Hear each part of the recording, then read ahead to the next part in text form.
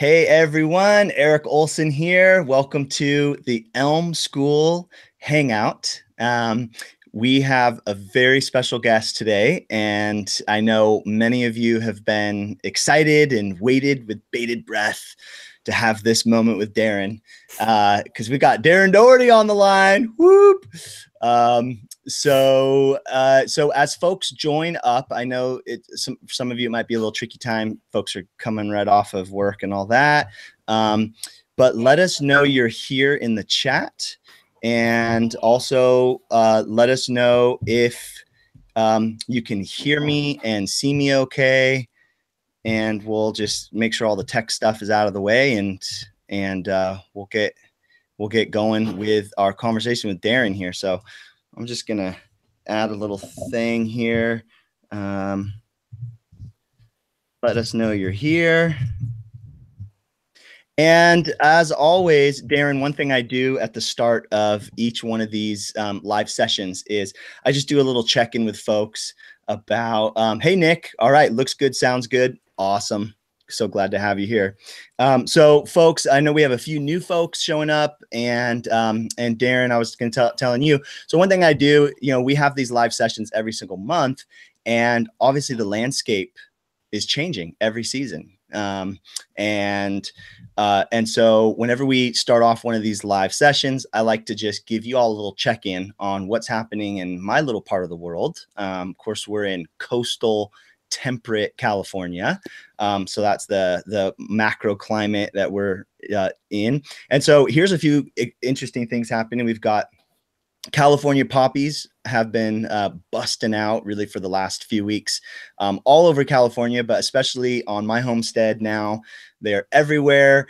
They are the California state flower. And, way back when, before settler era and before we clear cut a lot of the oak savanna and a lot of the forests and, big ag and all of that in California, there was thousands of acres covered in California poppy, and it spreads very readily by seed.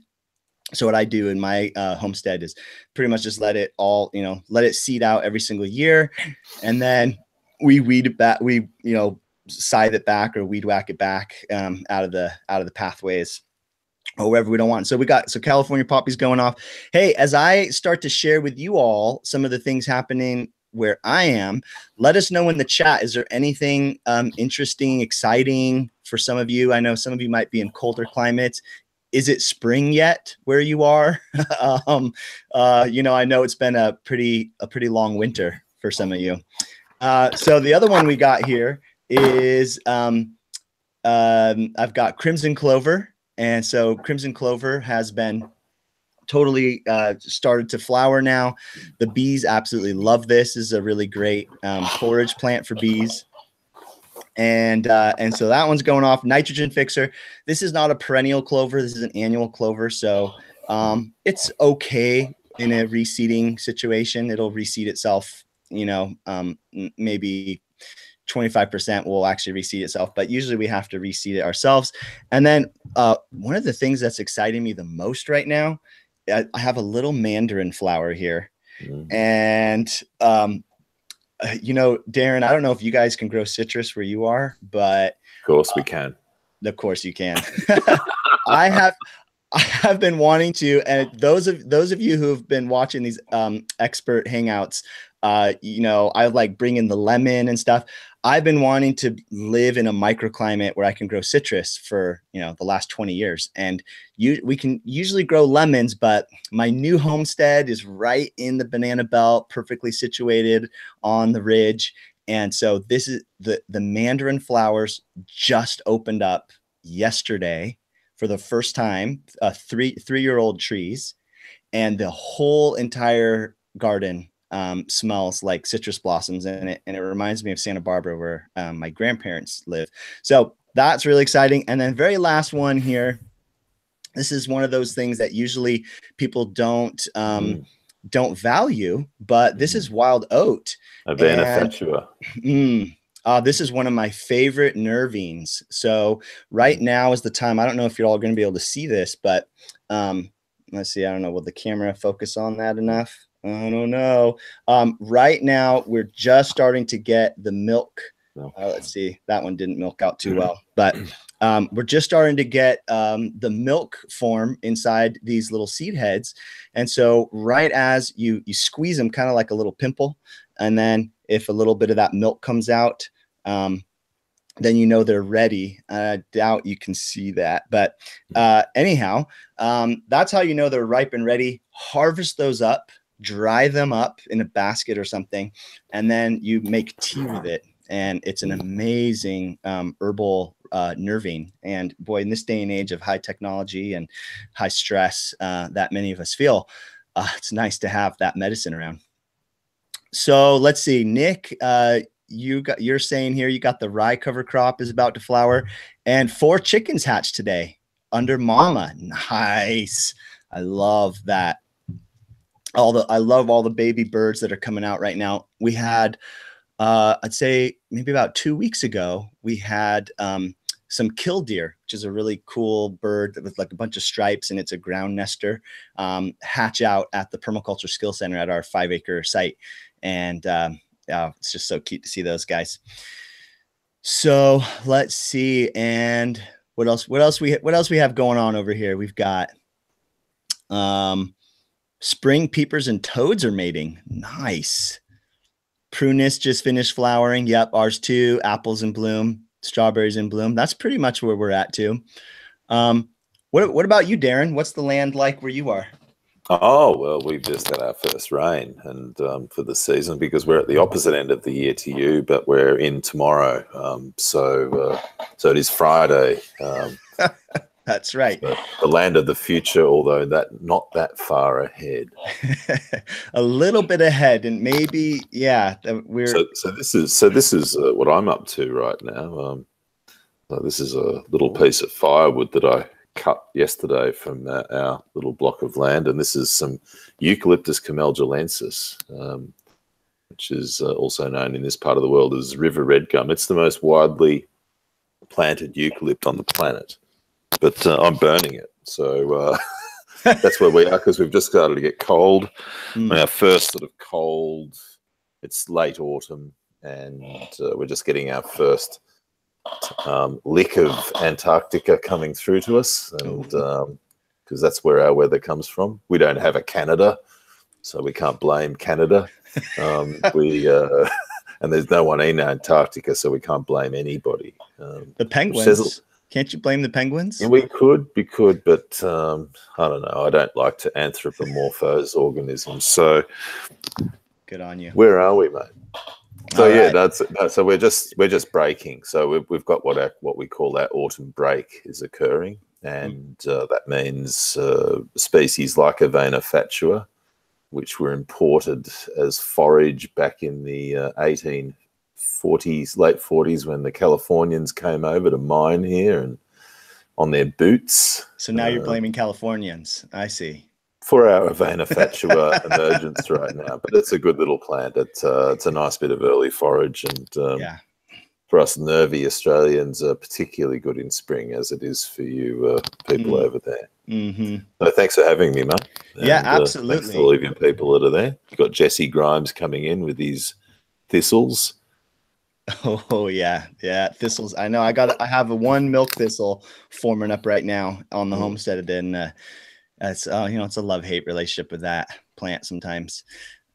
So folks, we've got Darren Doherty here in the house, and Darren, I'm going to just give you a quick little intro. I'm not going to read your bio or anything. I'm just going to talk I'm going to talk a little bit about my experience with you, Darren. Because so the first time I met Darren was 2008 during a keyline design workshop that you gave in Petaluma, California. I remember I had a broken knee from a soccer injury, and I was in a wheelchair actually. So that was kind of a funny thing navigating that. And so from there, so Darren, you did that keyline design little tour back then, and then Darren and I have had a chance to meet and collaborate at the Permaculture Voices conference, and a follow-up talk after that. And then we had Darren and family out for a short agrarians workshop boy, was that 2 years now? Yeah. I think Yeah, that's 2 years ago, nearly around about this time of year, I think it was. Well, 2 years ago this time of year, or 2 years ago at this time of year, we were in Mexico, and then I think we then came to you guys. I can't remember. Yeah. Anyway, it was about June. Yeah, exactly. So, wow, it's amazing. So as many of you know, because we've been talking about it in the mastermind group, you know, Darren is a real pioneer, you know, leading the way with the Regrarians platform. And I'm gonna let Darren talk about what the Regrarians platform is, if you haven't heard about it, and give us a better understanding of where all that emerged from. And I just, you know, one thing that I really appreciate about you, Darren, is that you, how you really take you know, you've really woven the best of a lot of different disciplines.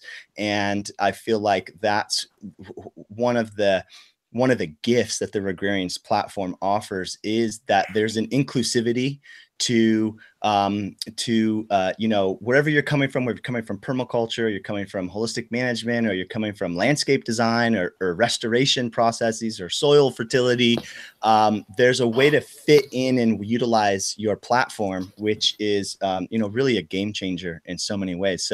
So happy to have you with us, Darren.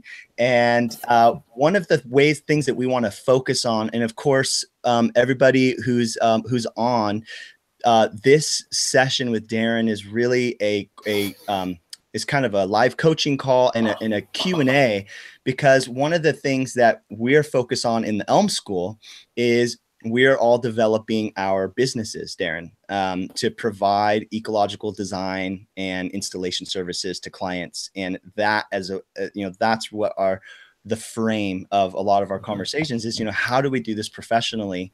Yeah.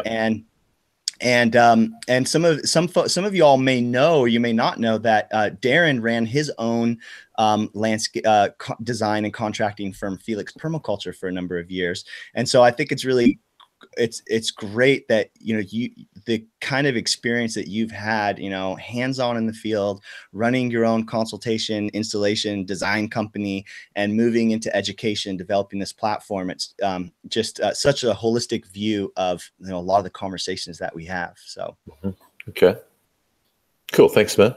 Yeah. So, so let me just start us off. I mean, why don't you just give us, just because maybe there's a few folks that still need to catch up with you. Why don't you give us a little bit about Regrarians platform, and then we can jump into a conversation about how we might utilize some of that in our consultation businesses. Okay. Well, probably easiest if I just share a bit of the screen then, if that's the case. Is that cool? Perfect. Okay, sweet. You are presenting to everyone. Is that what you just switched on? Yeah, I just made you the presenter, so it doesn't come back to me. I'll just see how much I've got on the screen, then I'll wait for that. If I cough or I fart or something, it might come back to me. So now it's all you. Good. There you go.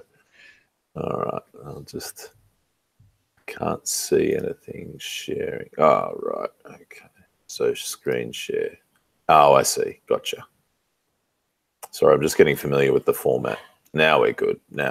Right. So,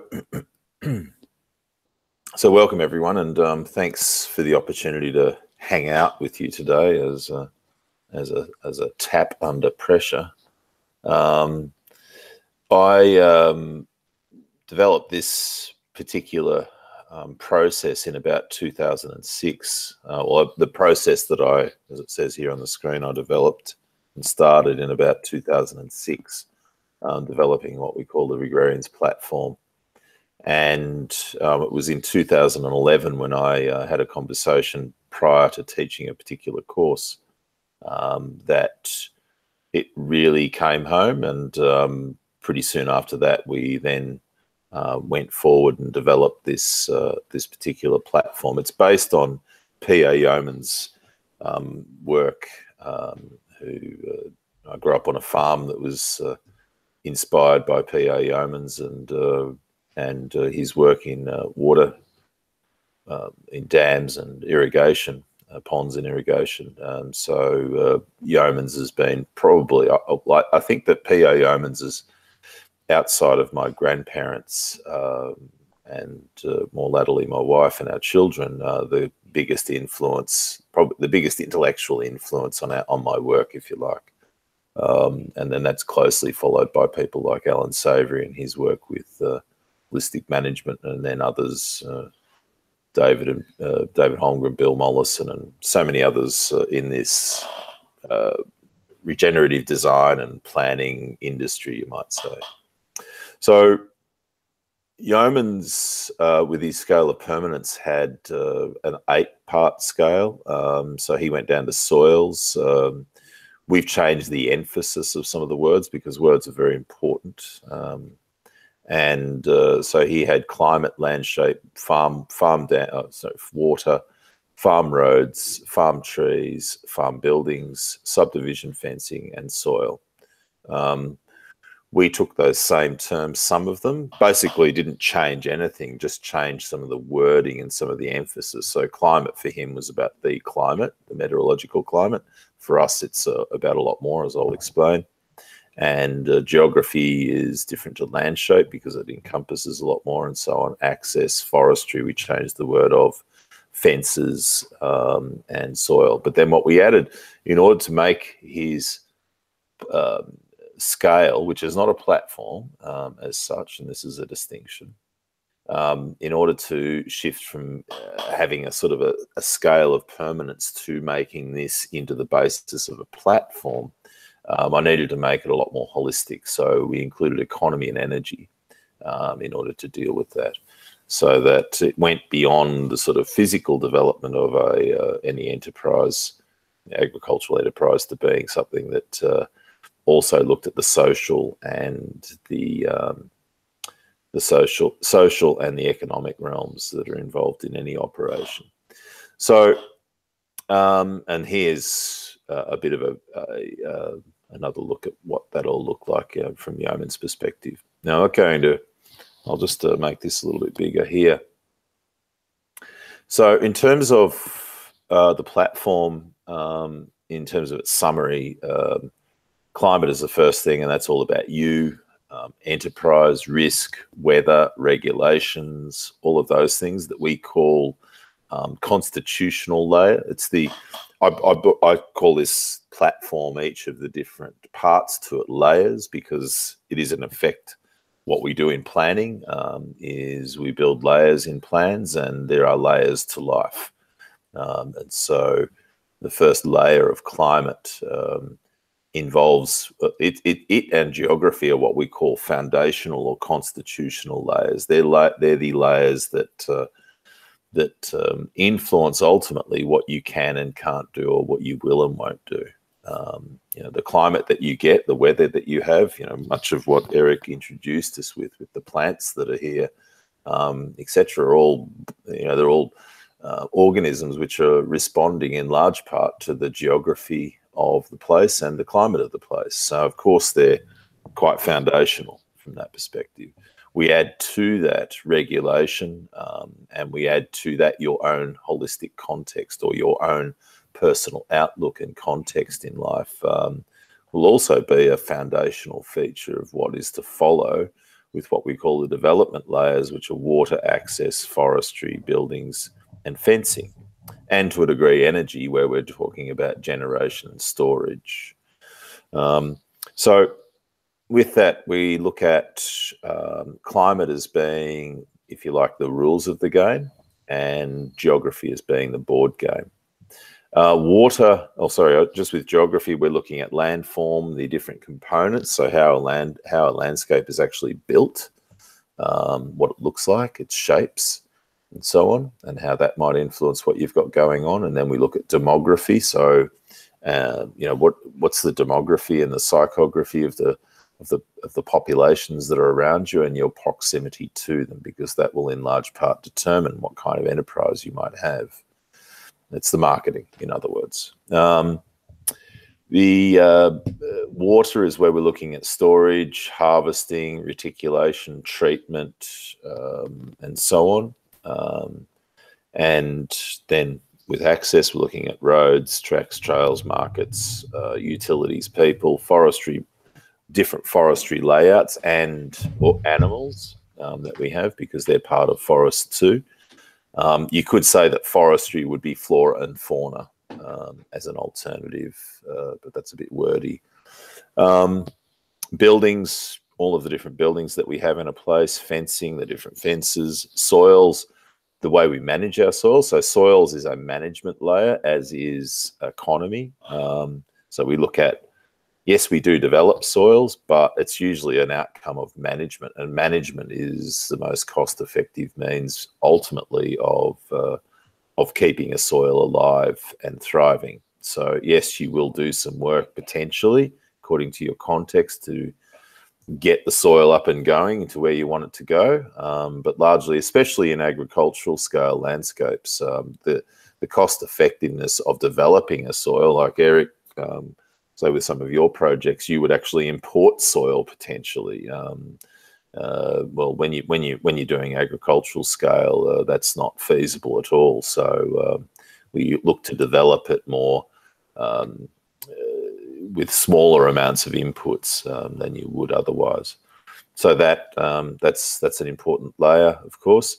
And then we look at the economy, so the analysis of your economy, the building of financial plans. What are your strategies? What's your value chain, etc. And then energy, focusing on photosynthesis and extending that for the longest period, and then looking at generation and storage. So in our own programming, whether it's when we're teaching people, we use this as our platform for all of our trainings. When we're working with people in the REX, which is our online and on-site farm planning program, we use the REX and we build layers. We build each layer as we go. And in our book, the Regrarians Handbook, that's all using the Regrarians platform. So you'd have to say that everything that we do within the Regrarians Limited company is centered around this platform, which is why it's called a platform. So that's where that all is. Let's get back that other window. Eric?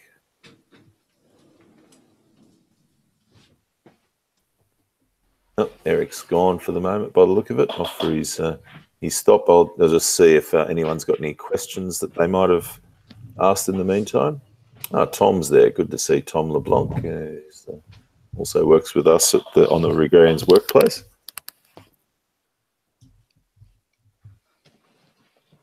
You right there, Eric? Yep, we're good. So I've just been through all of that.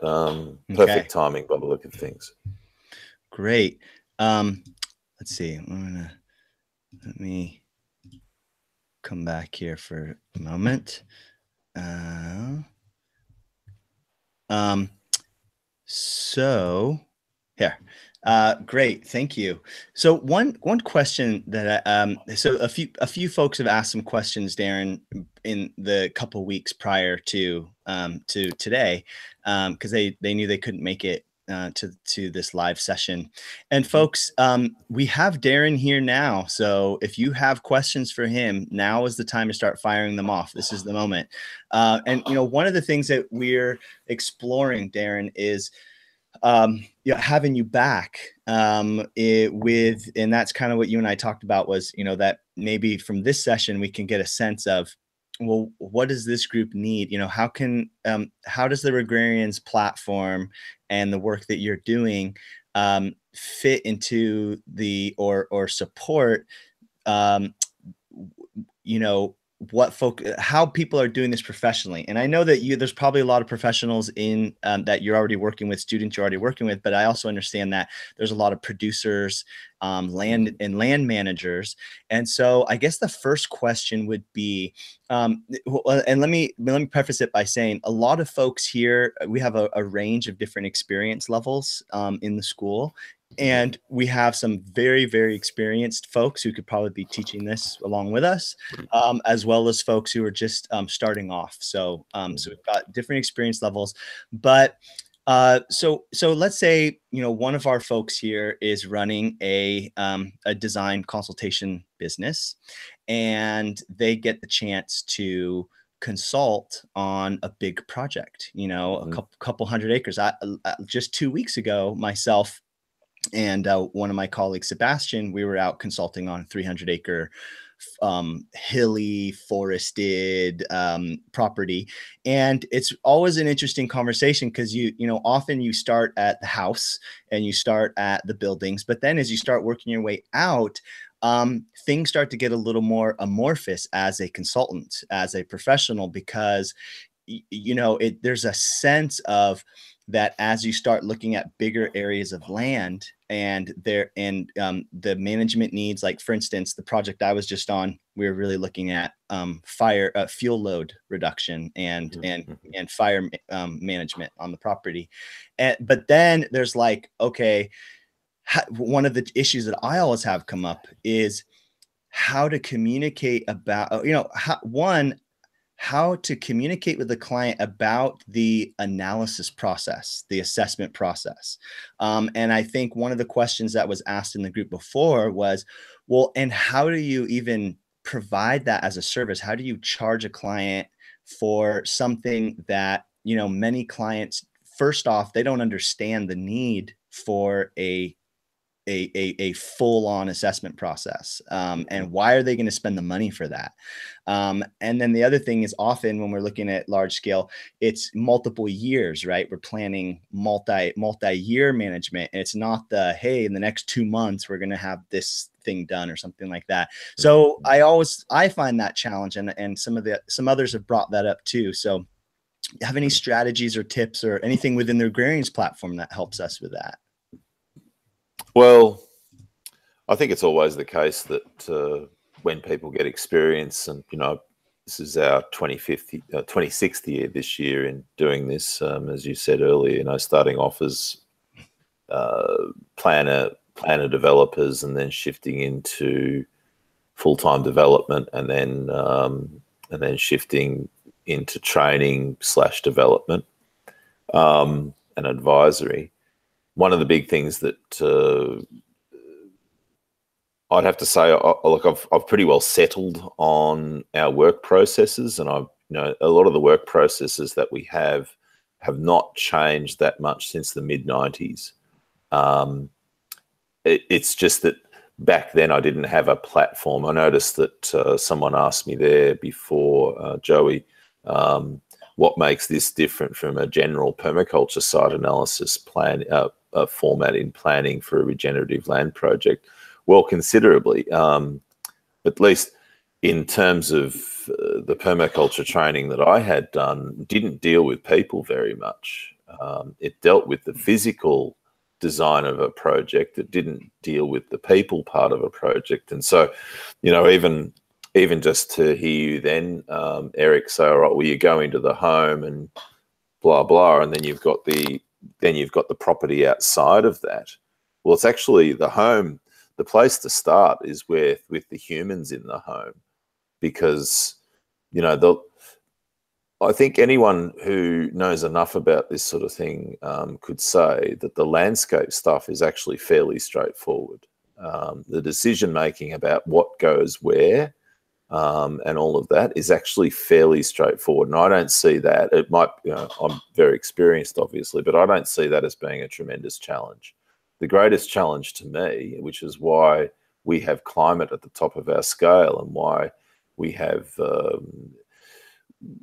we can get all of the data about the meteorological climate. That's all fairly straightforward. But getting the data about you, that's a different matter. And not only getting the data about you, but getting the data about those that are around you. So with that, we've developed a checklist, and I can just I'll just give people an understanding of that. Where are we?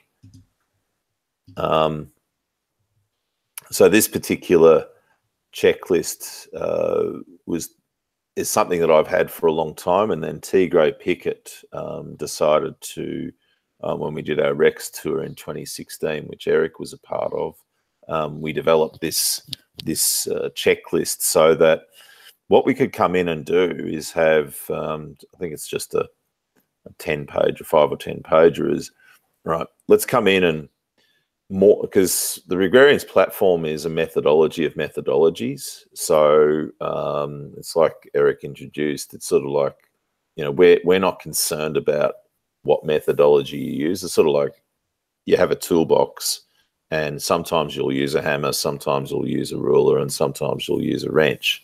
You know, sometimes you'll use all of them. It doesn't really matter what technique or treatment or tool you use, right? You just have to know that they're there. And if you know how to use them, even better. But before that, you actually need to have a plan around the project. And part of that project is you. So we need to, so our initial exploration will be about, and I'll just share the screen again. Sorry, I didn't do that. Why is this being annoying? Oh, here we go. Just the application window. That one. There we go. So what we decided to do was just primarily focus on. So this is something that you can use if you are going to a client. So as I do with a lot of things, I design them so that they're both for me if I'm going out. So I'd print these pages out and I'd go out there and it'll say project start, project end, blah, blah, blah. In fact, Tigray's adjusted my format a bit, but nonetheless, you get the sense there. And then we're asking, all right, well, who are the decision makers? What's the resource base?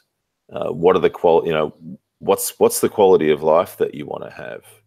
What are the forms of production that are going to give you your quality of life? What's the future resource base that you want to have? What's the intergenerational succession? And then we get into the biospheric factors, right? So that climate to me is more important to get to and to get into than anything else. We talked about this on our own webinar this morning as part of the Rex, that by 2013, I decided that if clients didn't deal with what's called their holistic context, the human climate part of our platform, then we would not work with them. Simple as that. The reason for that was because when we started using this particular platform, I had a few occasions where I'd get to the farm and people would say, all right, when I'd start asking them these questions and blah, blah, blah, and they go, oh, look, can we work on this later? And I said, yeah, no worries, we'll work on it later. And let's get onto, can we get onto the maps and where we put our pipes and our ponds and trees and fences and stuff? Yeah, we'll do that. You can do that as some homework. Well, of course, a lot of farmers I know never did their homework, and a lot of people, they don't. And of course, but you know, that's funny. But the corollary of that was that because those people never set their own rules, because those people never set their own constitution, never made it clear what they actually was important to them in their life, then because they hadn't spelt that, you know, they hadn't written it down, or A, thought about it, B, written it down, and C, spelt it out, spoke it, then of course, what's the likelihood of that happening? And D, did they actually use that as the basis to their decision making for every other of these enterprise decisions about, you know, where you put that fence? Do you use this type of thing? All of those decisions had no basis in a holistic framework. And of course, in every case, and I'm saying, making that very, very clear, in every case where we allowed people to not deal with these things, 2, 3, 4 years later, it was not pretty. And I can talk about a couple of cases. One where that farmer was a large commercial farmer, 3,000 hectares and so on, which is about 7,000 acres or so. Beautiful design. You know, the design is outstanding. Really, really great piece of work. We worked together very nicely on that, but ignored this part of the process. 2 years in, actually, no, 3 years in, they've walked off their farm. Even though they had a $2 million business, direct marketing business, selling all of their product, no problem with demand, blah, blah, blah. They blew up because they didn't have a basis to say when to stop.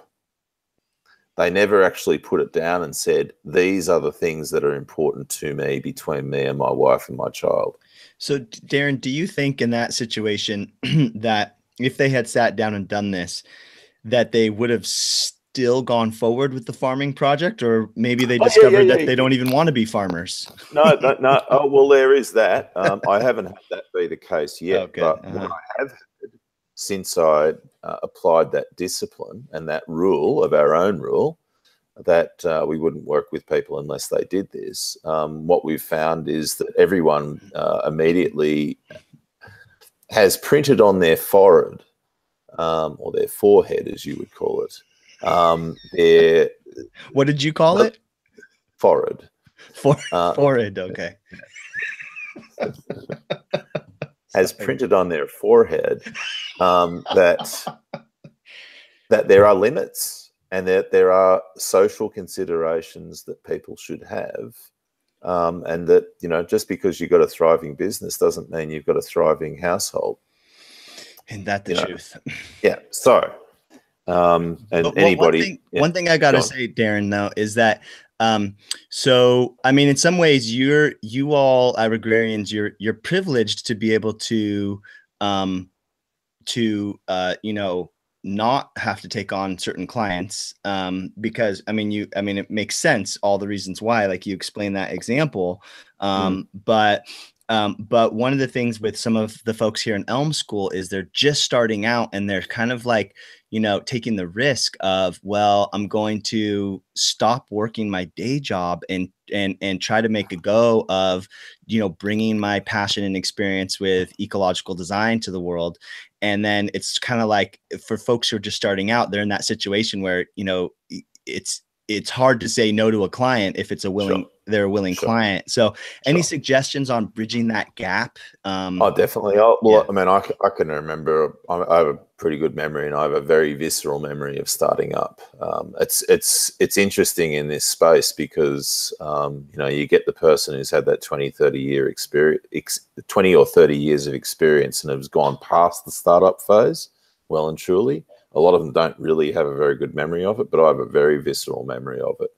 And I remember every client, and I've had, you know, close to 3,000 of them. So, but I remember that, well, there's a couple of things. One is that you have to understand that if someone actually invites you to work for them, you're already in, and I'll use the term loosely, you're already in a power position.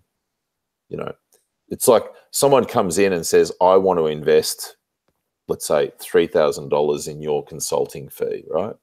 Well, they've already said to you, well, we want what you have, so give it to them, right?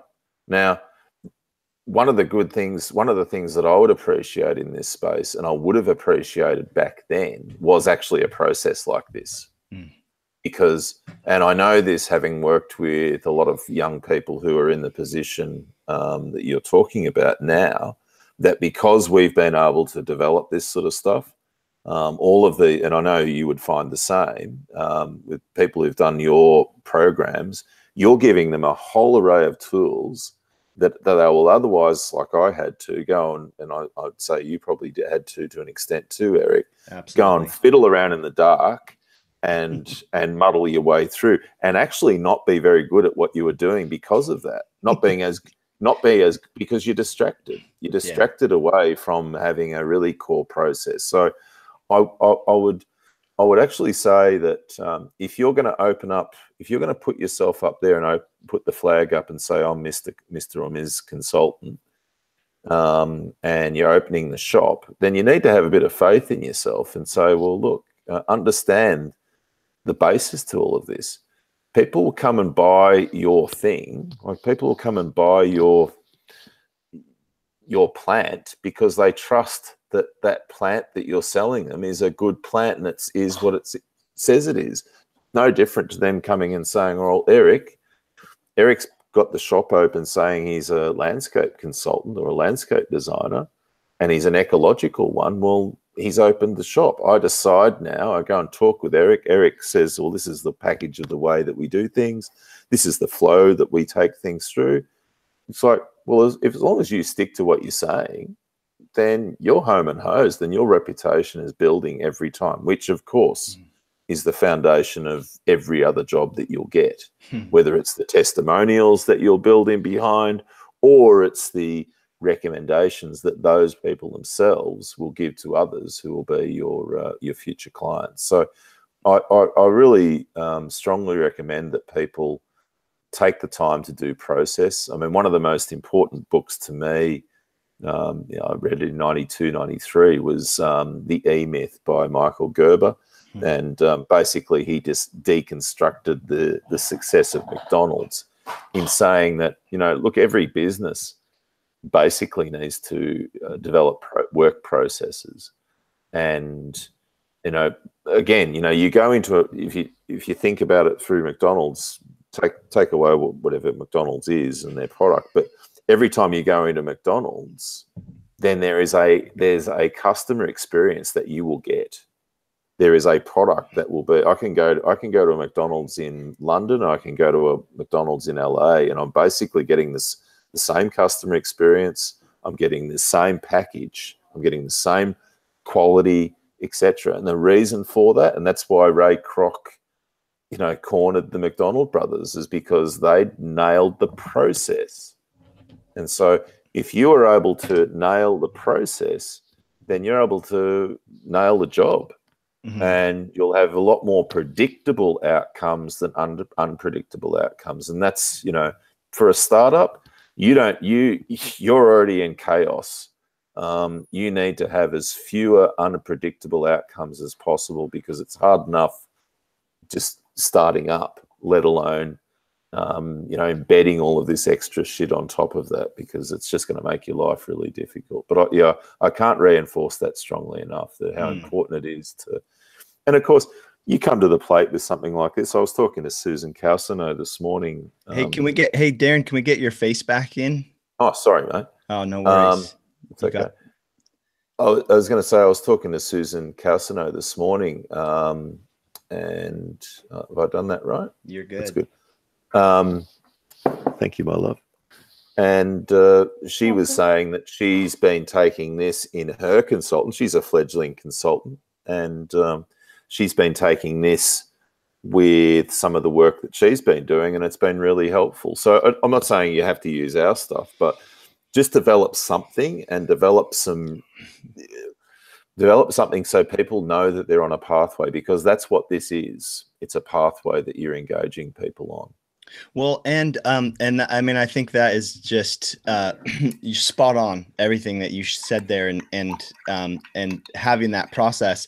And we have a process in Elm, that has similarities to you with the inventory, site inventory and the people inventory, and we do talk quite a bit about assessing the client and managing those conversations. So I think what I'd love to explore, maybe some today, maybe some another time too, is how to kind of blend your sort of the basic landscape design process engagement with the Regrarians platform, so that we're using similar language and can sort of understand where one leaves off and another one steps in. So that's one interesting edge. But the other one is that, because I hear this kind of thing all the time from students, and not just in Elm School, but other students that I work with, is that there's also that piece where when folks are just starting to develop their process, they don't feel the confidence, and so then that obviously shines through. And so, one thing I want to just say, if anyone's feeling like, oh gosh, well, I don't have that process and I haven't, one, go back into the Elm student portal and look at the consultation modules and the design modules and check out, you can steal all that stuff. And then two, we're going to we're working with Darren here to incorporate some of the agrarians pieces in there, but also you learn each time, right? It's like you do the best you can with who, you know, if you have a new client consultation next week, or you're in a process, you know, you do the best you can, you learn each step of the way. And then, you know, the next client is going to be that much better as you start to hone these processes. So I just want to put that out there to everyone. As you're developing your process, don't feel paralyzed because you don't have it all together just yet. Just keep practicing, keep incorporating, and that process will come like second nature. And the one question I have for you, Darren, and then I think there's maybe a couple questions in the chat we can get to in a minute. But one question I have for you is, so, well, I really like what you said, first off. So I want to emphasize the idea that when a client comes to you, you know, that you are the consultant and that you're holding a container, right? And that's the language I use, Darren, is that you have a specific container, and that container is the process that you bring the client through, and that's what they're paying for. That's what they've signed up for. So that's clear, you know, this is your process. But I guess you know, you mentioned that thing of like the clients who are, you know, well, why am I doing this? I don't want to do this. I want to get to the soil. I want to get to the water. I want to get to the pond. I want to get to the tree. I want to start talking about my forestry work. I know that I just think there's something more in there. It's like, well, you're going to keep coming up against, like, people say, all right, well, I want to go and do this, that, and the other, and you're going to keep coming back and say, why? What's the foundation to that decision? Is it going to pay you back? You know, and these are some of the things. So, you know, you may dance this. You may have clients who don't want to do the touchy-feely stuff. They don't want to tell you what gets them out of bed in the morning. They say, oh, it's a bloody alarm clock, or it's my wife's elbow, you know, whatever. I mean, if that's the way people are going to play, well, fine. You don't have to push people. I mean, but you do need to find out what it is that people's boundaries are. So, for example, if I've got a fellow or a person who's a bit gnarly like that, well then, okay, well, let them be that way. All right. Well, so they say, well, look, everything has to make money. Righto. Well, good. Now let's go out into the paddock and let's look at the place. And they say, I want to do this, that, and the other. I say, well, is that going to make money? It doesn't sound like it, mate. You're going to spend money on this. So, you know, it doesn't matter what it is. You've got to work with the client and understand what their limitations are, and so on. I think too, it's challenging as well. I think and this is why good learning is important. I think when you go and open the door and say, I'm a landscape designer, let's say you're that. Well, what you're dealing with as a landscape designer typically is the use of discretionary income. It's not a finance. People aren't doing this on the basis of a financial decision. They're doing it it is a financial decision, but they're not looking at getting a return on investment when they're doing landscape work per se. So that's fine. That may be a good place for you to start, so that you can build your skills in client management and in business management and all of that, because you don't limit yourself so much. You don't limit yourself so much with how you're progressing. Because sometimes, like for me, if I was to say what's ideal to start off, I would go and do financial management planning. I would go and do some coaching, get some coaching on how to talk to people and how to liaise with people. I mean, there's a lot of different things. There's a lot of social skills that you need in doing client management. And then you also need project management skills, business management skills. You need to be able to understand, like when you're working in the domain where you're trying to also give people return on investment advice, and actually then have the metrics that will help you to decide and say, no, mate, you can't do this because you will lose as a result. You need to know what's giving you the basis to that, and so on. So I think, Yeah, you've got to really understand your own context in this and your own place in this, where you're at as much as anything else, which is, it's the same deal again. Well, any advice for folks? Well, Adam asked a question here. Do you find yourself giving business advice along with design? And along with that, I want to say, All the time. Yeah, right. Yeah. So talking about money with clients, I think that is often a big challenge for a lot of us. And as you're mentioning, in terms of the place to start, starting with climate, starting with the people, and that is going to quickly go into their budget, the financial things, what their relationship to money is, and then you, since they're hiring you. Any advice on how to talk with people about money? Because I like to tell my students that you want to have a conversation about money early in the process. So if you're giving proposals, they're not like totally shocked by the time they see your numbers. They know what to expect. And well, that's it. I mean, you come into my shop. By the time you come into my shop, you should already know what you're going to have to spend, because then you get a lot of that out of the way. Like, I go into a supermarket to buy toilet paper, because that's why I go into a supermarket. I go into the supermarket to buy toilet paper. I know that they're going to have the toilet paper I want, and it's going to be that price. And if it's not that, then I'll walk out and I'll go to another supermarket that's got the product I want with the right price. It's no different.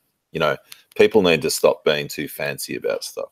I'd also say one of the greatest things that happened in my life was working in hospitality. And I was a chef, and I became what's called a chef de rang, which is I cooked at the table in a tuxedo, and did flambés and had cloches and went voila and all that stuff, and made big flames, burned a lot of whiskey and Cointreau and all sorts of stuff. It was great. Sake with my King Island tiger lip abalone, and it was, anyway, wonderful time. Good. Now, the objective was I'd go to a table, and I was trained by this wonderful Czech. Hey, folks. Let's see. It looks like we lost Darren there for a sec. So just hold on and we'll get him back. I don't know, maybe something with his internet or something. Y'all can still see me and hear me, right?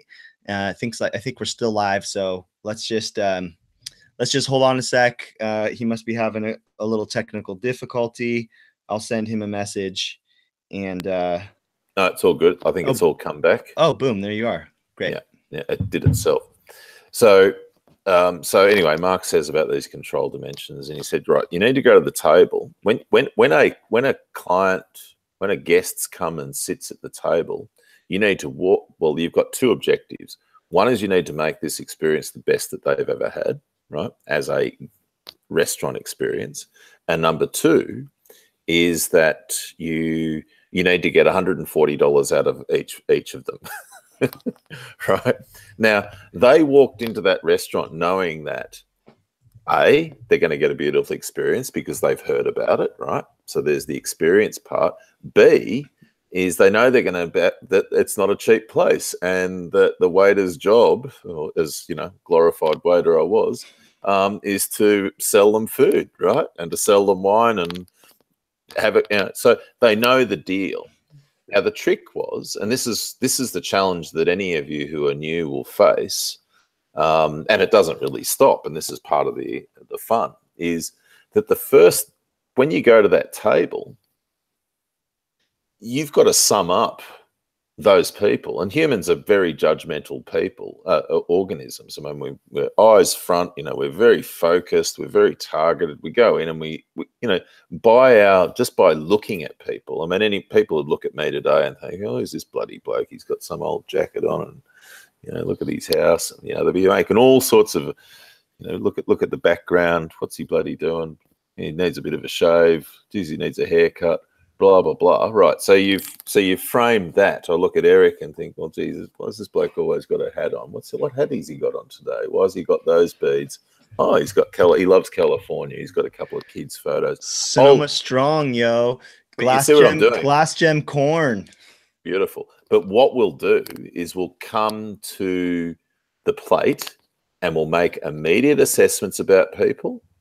And then it's our objective to make them feel special at the same time as us getting our own goals, our own outcomes expressed, them spending the money on us and trusting us.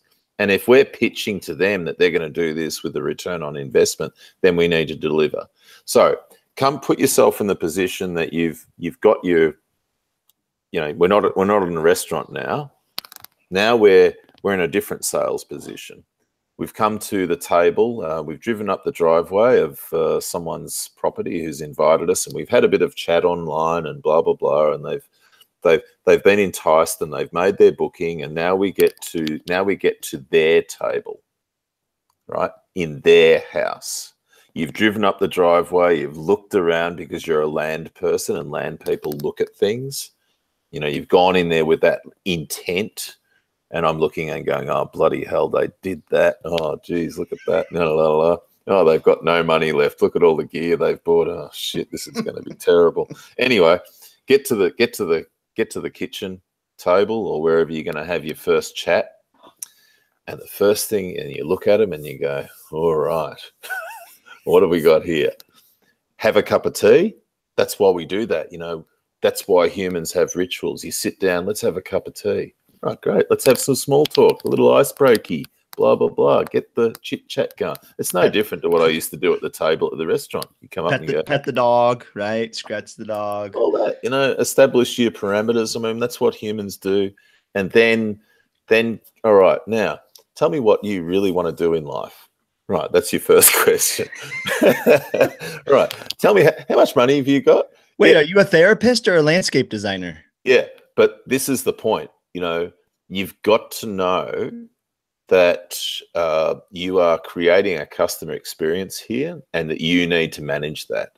And it's very, very helpful to have that underpin you so that you have the control dimensions, as my great old friend said 30 years ago, so that when you come to that plate, you can go, okay, I need to go a bit softer on these people because I've already got the vibe back from them, from the cup of tea and the salutations and the space and the cross over the altar and this, that, and the other. You get all of that. Look around. Don't be afraid to make those initial soft assessments so that you can make that person feel comfortable, so that you can achieve your goals and they can achieve theirs. And if you can do that, well then, happy bloody ending.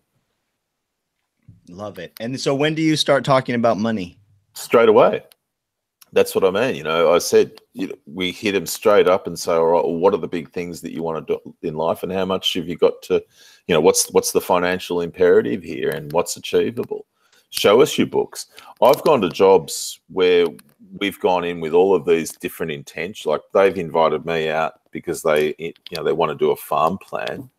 Well, I've just spent the first day because I've said, oh, well, let's have a look at what the figures are looking like. And we haven't got past that. And in some cases, we've been at the books for a year because their books are so, every property has a limitation. Every project has a limitation. Well, every property has every project has a weak link.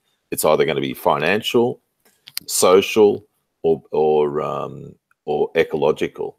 It's your job to go in and find what those weak links are, and then in your service to those people, find out how you can change that. Now, it might be in the hierarchy of those three that, you've got social, financial, and biological. Each one of those you're going to find weak links in, it doesn't matter. It's going to be which one of those do you put the focus on. Now, it might be that you just go, oh, shit, this financial situation. Look at how much you're spending on fertilizers, or what are we going to do about that? Well, that just changed your farm plan altogether, didn't it? Because now you're not, because they came in thinking, oh, gee, I'm going to spend all this money. I want to plant trees. And you go, no, you're not planting a bloody stick, mate. We've got to get this under control or you're not going to be here. So sometimes you've got to have, and I know I'm speaking as an experienced person, but and this is, I don't expect that a lot of you will come into positions like that. It depends on, and this is where you've got to know yourself and what you're putting out there. you've got to know your own limitations, so your own weak links. And so don't go opening the door on having a business that can offer all of this stuff if you don't have the capacity yet. You know, that's why I think it's just slowly with yourself. Don't put yourself in a corner where you look like an idiot and you feel like one, and you're wasting people's time. So I spent the first year in my business was mostly sheet mulching people's lawns. oh, You know, it was moving, you you know, got really good at it though, didn't you, Eric? hundreds. Oh man, I am a master wheelbarrow operator, you know, and you know, hundreds of yards of compost and chips and cardboard and that's it. And that was a savings for the client, for a lot of the clients, because we're talking urban and suburban sites here. They're spending money on water to water these lawns. And then of course it turns into, hey, let's plant a few fruit trees and, you know, start small, start simple. And that's how I started out. And then I like to talk about how, you know, each time, but that being said, Darren, what about the side of where if you're a really good organizer, you're a really good facilitator, and maybe, and this is how I've learned and grown my business, is I might walk into a project and identify some needs. You know, we have to explore this erosion situation, or we need to put a new water system in or whatever. But I might not have the technical skills, but I'm going to bring in the consultant, you know, and organize and manage that whole process. Now, I like to say that that's a good way for people to start to learn new skills, is by bringing in, you know, hire the Darren Doherty into the project, and learn that way within the context of an actual live project. Yeah, no, I hear you. Absolutely. And of course, if you think you're the omnipotent individual, and you know, you're in the wrong game. So yeah, no, it's that's really important. It's important to have professional associates and to deal with all of that. I might just, if I can, just have a look at some of the questions here. I've got Joey has said as a follow-up, what that business blowing up because it didn't have established boundaries. I think he was talking about some of the ones I referred to. Reminds me of the podcast I'd heard, how I made it with the Patagonia business owner who still has a very successful. I think we probably need that reframed, Joey, if you get the chance, mate. And is that Joey from the farm? I'm not sure. Yeah, right, cool. I think anyway, so if you can reframe that question or that point, that'd be really helpful. Jesse Grimes has said, I'm using the Agrarians platform to approach working with a new property I just moved onto. It's a 40-acre former cattle ranch. My question is on the geography step. The soil survey says gravelly silty loam over cobbly clay loam over paralithic bedrock. The bedrock is 1.5 down and popping right out of the surface. What are some of the limitations this geography is going to put on my future interactions with this land? I look at my climate with that, Jesse, because it's going to, you know, so much of what we call land capability is an interaction between the climate that you have, and that's your own, of course, as well as the meteorological climate, but also the landscape, its slope, depth to rock, how these different soils behave, but then also considering, well, always, which is I think an important point, is that, you know, you arrive at a situation as it is now, not as it will be. And and that's why in the keyline scale of permanence, soil is at the base of it, because soils are the easiest things to shift in their performance, and that is in either way. So you can shift the soil so that it goes backwards very quickly. You can shift it so it's going forwards very quickly. So a lot of our focus, therefore, is at least initially, is in talking to people about, all right, or scoping with people, that they try and increase the landscape function of their site. And what that means is try and have the landscape so that it has 100% ground cover, for example. That plant function, say if it's pastoral, which is probably what you've got on a landscape like this, is it's probably pastoral. If that's the case, then have those plants that are in that situation function a lot better, and do it so that you get good infiltration of rainfall and all of the rest of it. Start to build a bit of tilth and carbon and root volume and root mass into your soils, such that landscape function increases, and now you can see the landscape when it's actually working better. And then through that process of observation that goes with that, then start to make some decisions.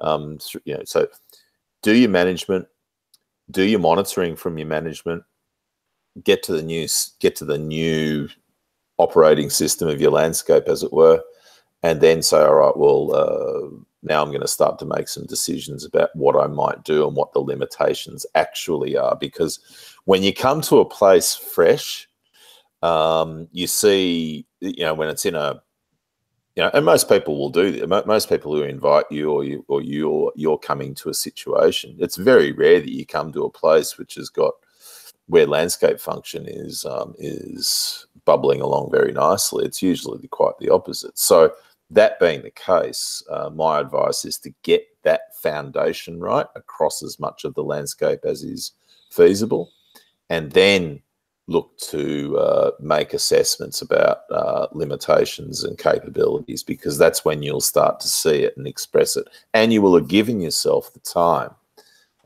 in the field to make those observations. So yes, lots of silver pasture.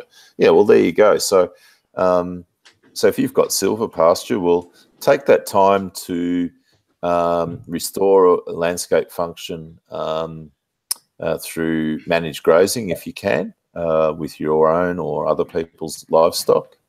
And or if you haven't got livestock, then you might want to do that with other means, with mechanical means. But try and get that going, and then but take that year to observe. What's the worst thing that's going to happen in a year?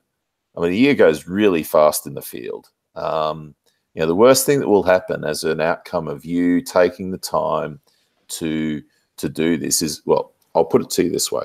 Most people who come to a landscape, in my observation, who are fresh or get these new ideas, they go and blow a lot of energy. They blow a lot of monetary energy, and they blow a lot of their own energy.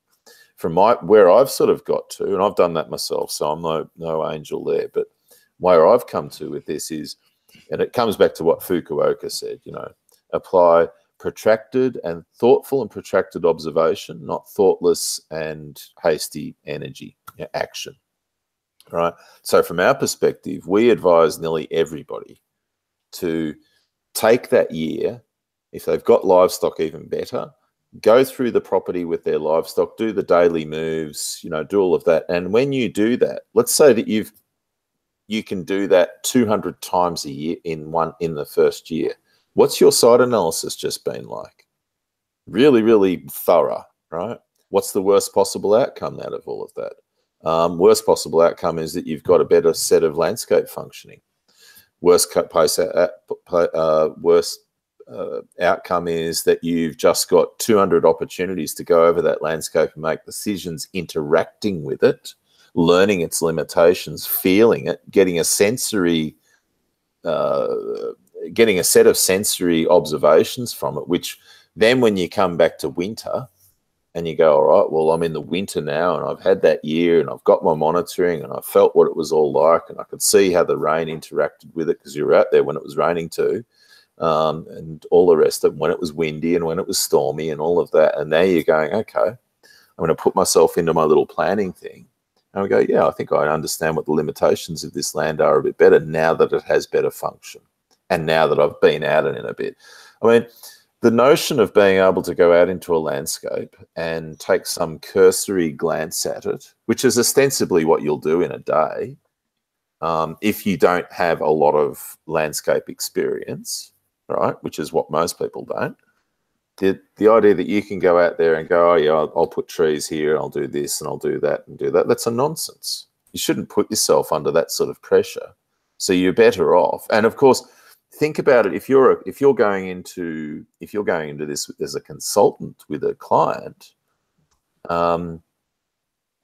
this is a fun bit because clients often have an expectation of instant gratification. And how are you going to do that? Well, there's not instant gratification by building deep soil carbon.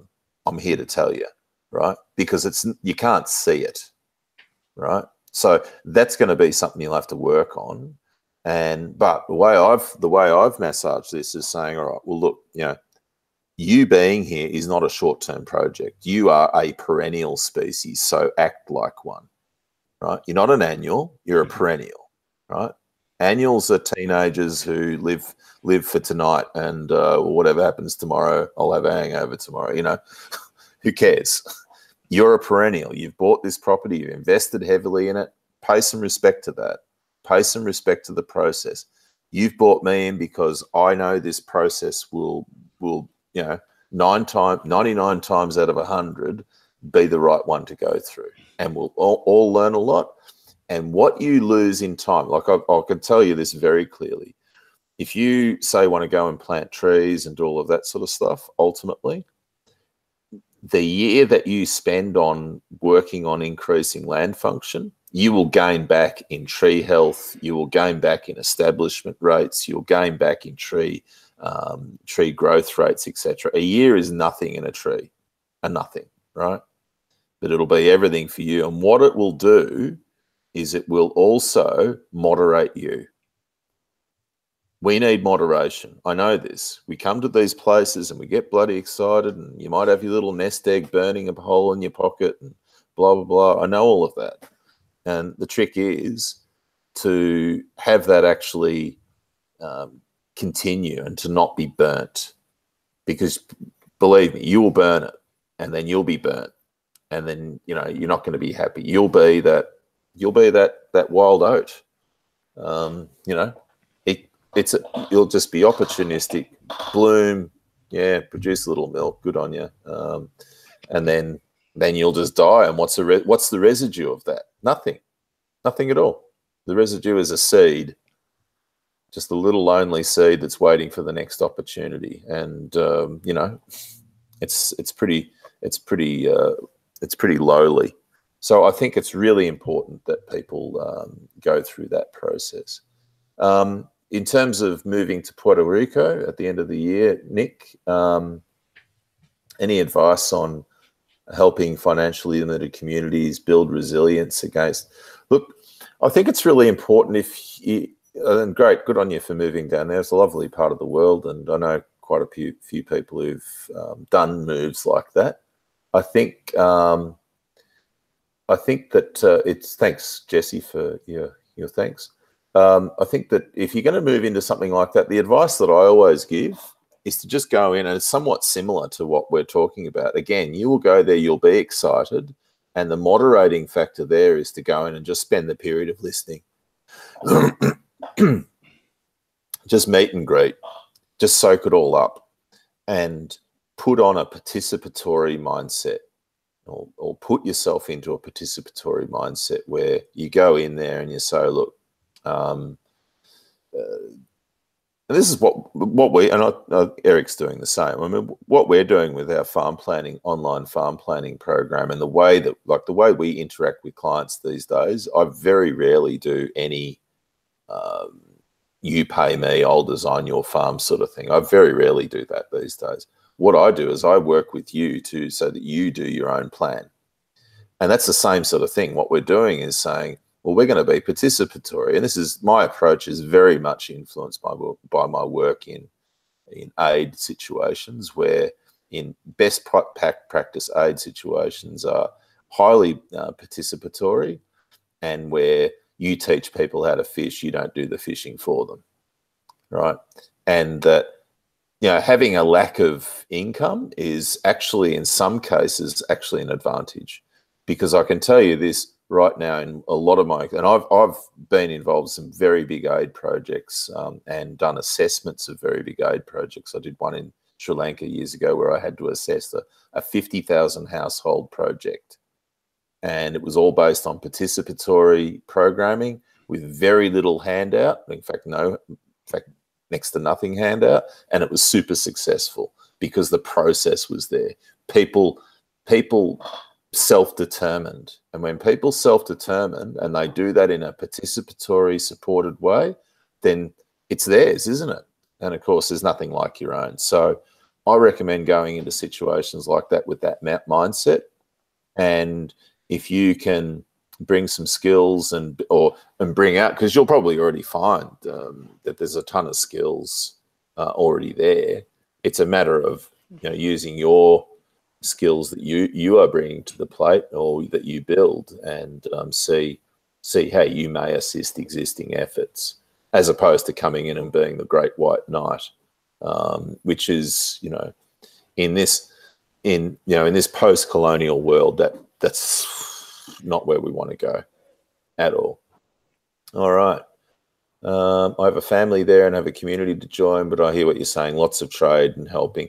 Yeah, well, look, it's just about you determining too what you want to do, what you achieve, and it keeps coming back to the holistic context. So approaching this is from Adam, is approaching and integrating Yeoman's keyline design, Savory's holistic management, and your Regrarians platform seems daunting. Well, in fact, the Regrarians platform integrates those two systems or those two methodologies. I've read and listened to many lectures and texts about all three, but I'm curious what your advice is to tie all together so it's more useful to us designers. Let me just show you something again. Because this is where we've pretty well got to. And screen share, I'll just share application window, that one, there we go.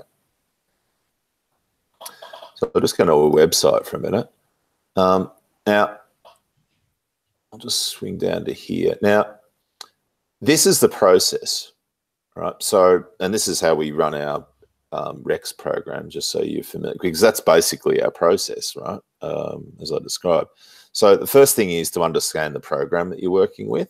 So that's one thing, and that's something, you develop your own program in your own platform that includes your own selection of methodologies that you have a preference for. You then look at your holistic context, so you understand what that is. And this might be something you work with a client on, is saying, all right, well, I'm going to work with you to do the holistic context. I want you to learn how to do this, right? Well, you spend the time to do that. And then you come back from that and then you work on it. And then you work on keyline. You look at so now we're getting to the geography layer. How do you actually, what do you need? You need a farm map. You need aerial imagery, topography. You need all of your site analysis. You need to look at that through the lens of keyline, which is not that hard.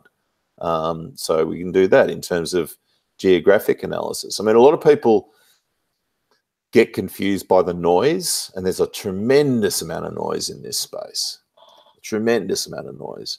From our perspective, there's a fairly simple pathway here, and that when you understand that, particularly when you're looking at landscape analysis through the lens of keyline geography, the landscape, once you've done that, then the landscape tells you what to do. As P.A. Yeoman said here, water is the principal planning medium. Water comes before roads and fencing and everything. If you get it right, if you get the water right, you get the roads right, and you plant the trees in the right place. No one else does that. And he's talking about keyline, and I get that. Once you set up the sort of foundational parameters of A, holistic context, which is very simple to do, and I'll give you an example of that in a moment, and B, you set up a keyline plan. Well, a keyline plan starts with the geography. It's not all of the things that go with it. It may, all you're looking at is just looking at the geography of the landscape. I can do it right now. Look at my hand shape, as Brock Dolman called it one day. I've got. I can't. Hang on. I'm going to go back to here. Did that bring me back? Here we are. Yeah. Yeah. So I've got my hand. Well, there's the landscape, right? I'll go along and I'll mark the ridge along there. I'll mark the position of the saddles. I'll mark the position of the crests, right? I'll mark the positions of the primary ridges, right? Bring it up a little bit. Sorry. Yeah. I'll do those things. I know where the valleys are. You know, I do that foundational analysis of a landscape. Now I know where my roads are going. I know where I can put dams. I know what the relative heights are, blah, blah, blah, blah. Once you learn that basic, it's, of course, I think it's basic, but it is a relatively basic language of landscape pattern recognition.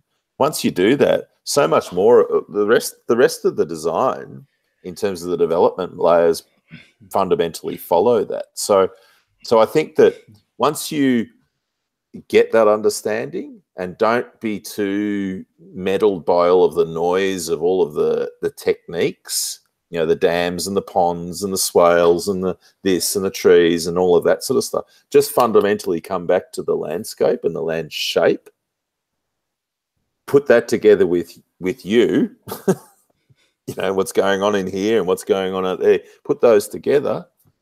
It's not that hard. And if I could just show, just for a moment. Well, and while you do that, I'll just let everyone know, some of you have joined us in the last couple months. The very first expert hangout we did after we launched the Elm School in the fall was a session with Javin Bernakovich on holistic context. And great. so that we have a recording of that in the student portal.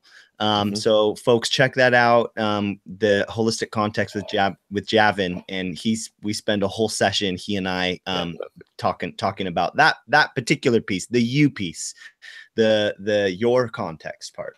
Yeah, great.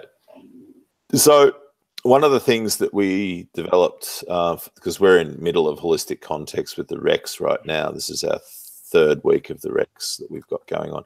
One of the things that I developed was I went into this book, which is called Holistic Management, A Common Sense Revolution to Restore Our Environment. It's the third edition, the first of which came out in '88.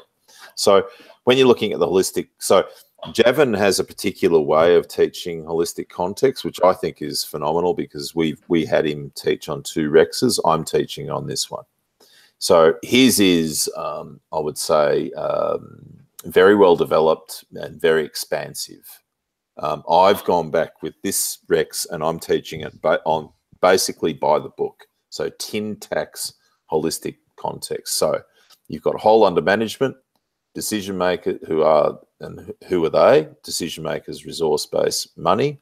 And then you've got your holistic context. Create a statement of purpose, create a set of quality of life outcomes, and look at your future resource base. So this template that we developed, and I'll be happy to share this with you and your people there, Eric, so that you've got a copy of that. That would be awesome. Yeah. Actually, I'll just do that now while I don't forget.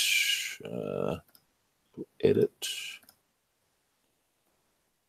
I'll just pop that in the chat window there. Oh, I can put it in that YouTube, can't I? That's right. I'll do that. Yeah.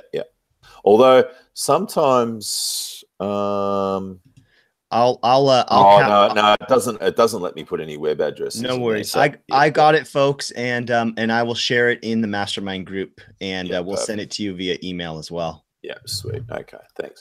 So anyway, you've got that. Now, what I did, because I wanted something that really was, let's say, the latest official word on how to do this from Alan Savory and Jody Butterfield, right? As opposed, because what's happened in this whole space is that it's sort of like there's lots of different players in this space, and everyone keeps adding on,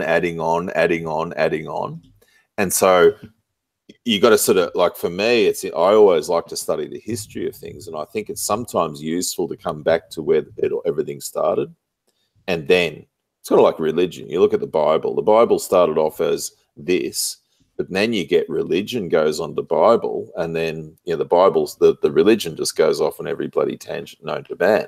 Whereas when you come back to the word is actually the word, and then it's got everyone's interpretations of what it. So if we say that this is the word, right, then you can build on whatever you like from that, whatever suits you. And that's the way we look at it. So let's look at the foundation. So the whole under management, what's involved there? The people directly involved in the management and making decisions, the resources available to them and so on, the money on hand and that can be generated, right? So decision makers, these are the people who will create the holistic context. So primary, that's the people who have the power of veto, and secondary, people who directly have a direct influence on the primaries, right? That's it. And I'll show you ours as I've filled it out in a minute. It took me half an hour to do, right? So, you know, when people, sorry, I can't recall the gentleman's name now. When Adam says that it's a bit overwhelming, I'm just trying to show you that it isn't necessarily so. It doesn't have to be. You know, this handscape is not overwhelming. You know, so then you look at the whole under management, the resource base. So what are the major resources? What are the categories of people in terms of humans? What's the money that's available and so on? And then the holistic context. So we do not strive to achieve a context, but to operate within it. That's a quote from the book. Actions have no place in the context created to guide them, right? So this is not about actions. It's about, you know, what you want to do. So the statement of purpose, the statement should reflect in a few words what the organization was formed to do. All right, so you write that down. Then you get to the holistic context, quality of life. How do you want your life to be? What's your economic well-being? Relationships, describe the kind of relationships you want to have. Challenge and growth, where's the challenge in what you do? What's the purpose and contribution of what you want to do? What are we about? What do we want to be? What do we ultimately want to accomplish? There you go. Future resource base. So describe the future resource base as it must be to sustain the quality of life you desire. So consider the people involved and consider the land and the environment and what you want to do with it, or, you know, how it's going to be better. So with that, here's what I did. I took out all of the superfluous bits.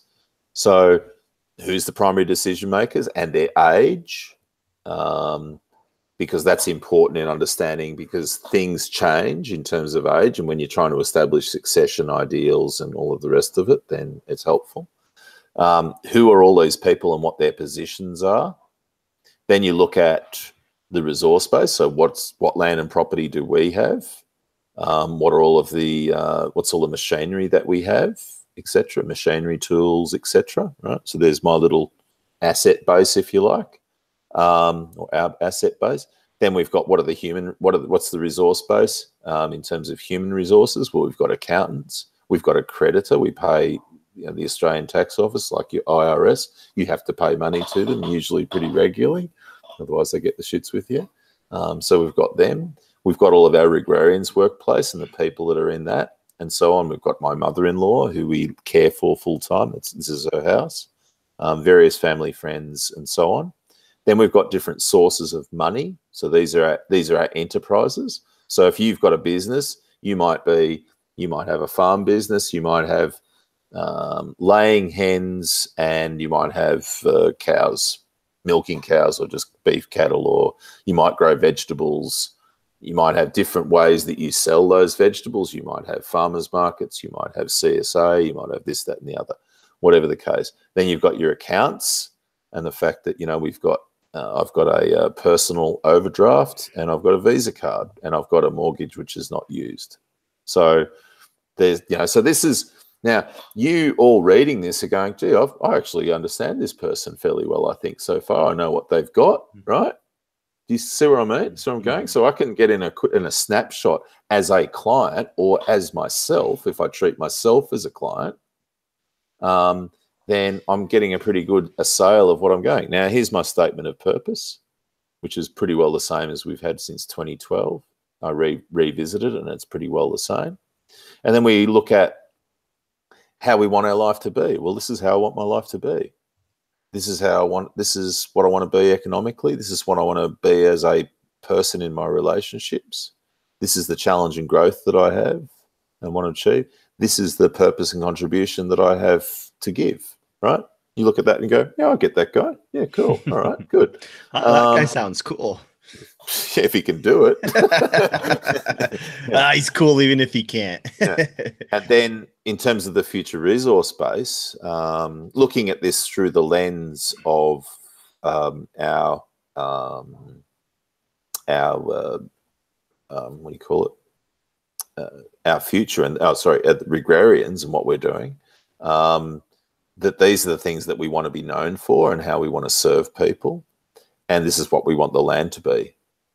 We want a world. I'm not saying the world. I'm not saying this is something I want. This is what it is, right? You got to create. Words are powerful. So the world is healthy, productive, and has ecosystem processes which are always improving. That's the world I want. And so just finally on this, because we've been working pretty heavily, I'm in this space at the moment. So one of the things that we did in the last week, we had a question. I put up this proposition after it was proposed to me that the Regrarians workplace that we had a proposition to make. We've just introduced this new subscription platform, right? It's got 4 levels, and the lowest level is called Discovery, and it's $10 a month, and so on. And it hasn't been subscribed to at all well. And we thought, all right, well, that's the thing, you come up with new products, you put them out there, and sometimes they don't go as well, or the results are different to what you expected, even though you've planned quite heavily. Right? Okay. What do you do now? You throw and get into a tiff and a panic and go, oh, no. Well, I had a moment of that, but at 3 a.m. But what I did was, okay, I'll go back to best practice here. I'm going to set up a set of questions, which are called holistic testing. Well, they're called context check, right? In holistic management, this is called a context check. Now, this is where you see the application of the use of your holistic context in play, right? So I'll just show you what I've done here. And this is for a question that's got nothing to do with agriculture. Right? A lot of people think holistic management's all about ag. This is about, do we open up the discovery level subscription to the public for free, right? Because that's what we're looking to do, right? So let's run through that. So now anybody can do this, right? So first up is, what's the cause and effect? Well, first of all, you have to identify what the true cause is of the problem. Right, and for that sometimes takes a bit of looking at. Why it's got stop the blows to your head before you take the aspirin. Because Alan Savory had a presentation in 1992 called How to Create a Sustainable Human Civilization. He said, cause and effect. Here's a hammer, here's a head. I start hitting myself in the head. What do most humans do at this point? Take an aspirin. Yeah, the problem's there. I'll keep hitting myself in the head, or I'll keep playing at this problem, not deal with the cause. I'll deal with the effect. The effect is pain. The cause is the hammer being hit by my intent, with my intent, right? So then you get, oh, gee, you keep doing it. Now you get ibuprofen because you've got inflammation. Then you get into morphine, and before you know it, you're not hitting yourself in the head because you're dead, right? So cause and effect is a very important starting question to ask. And so you ask these questions, which ecosystem process is the most appropriate on which to help you reason out what is happening? Has any natural disaster occurred that could have contributed to the problem? What's the position on the brittleness scale? That's how humid you are, basically. Which tools have generally been applied for the period of time and how? So money and labour, my revenue and my time. How does the application of these tools tend to affect the ecosystem process at that level on the brittleness scale? Not applicable. What can we do to remedy the cause? Further identify. So my response is further identify the cause. So I haven't finished with this decision yet. I'm don't expect that all decisions are going to be just click. Sometimes it takes a bit of time. So I'm going to have to go in and do a little bit more understanding.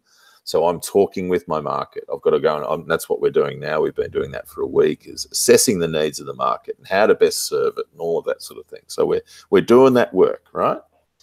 Then, weak link. Have I identified the social, the biological, or the financial weak links? And social, could this action due to prevailing attitudes or beliefs create a weak link between us and those whose support we need, right?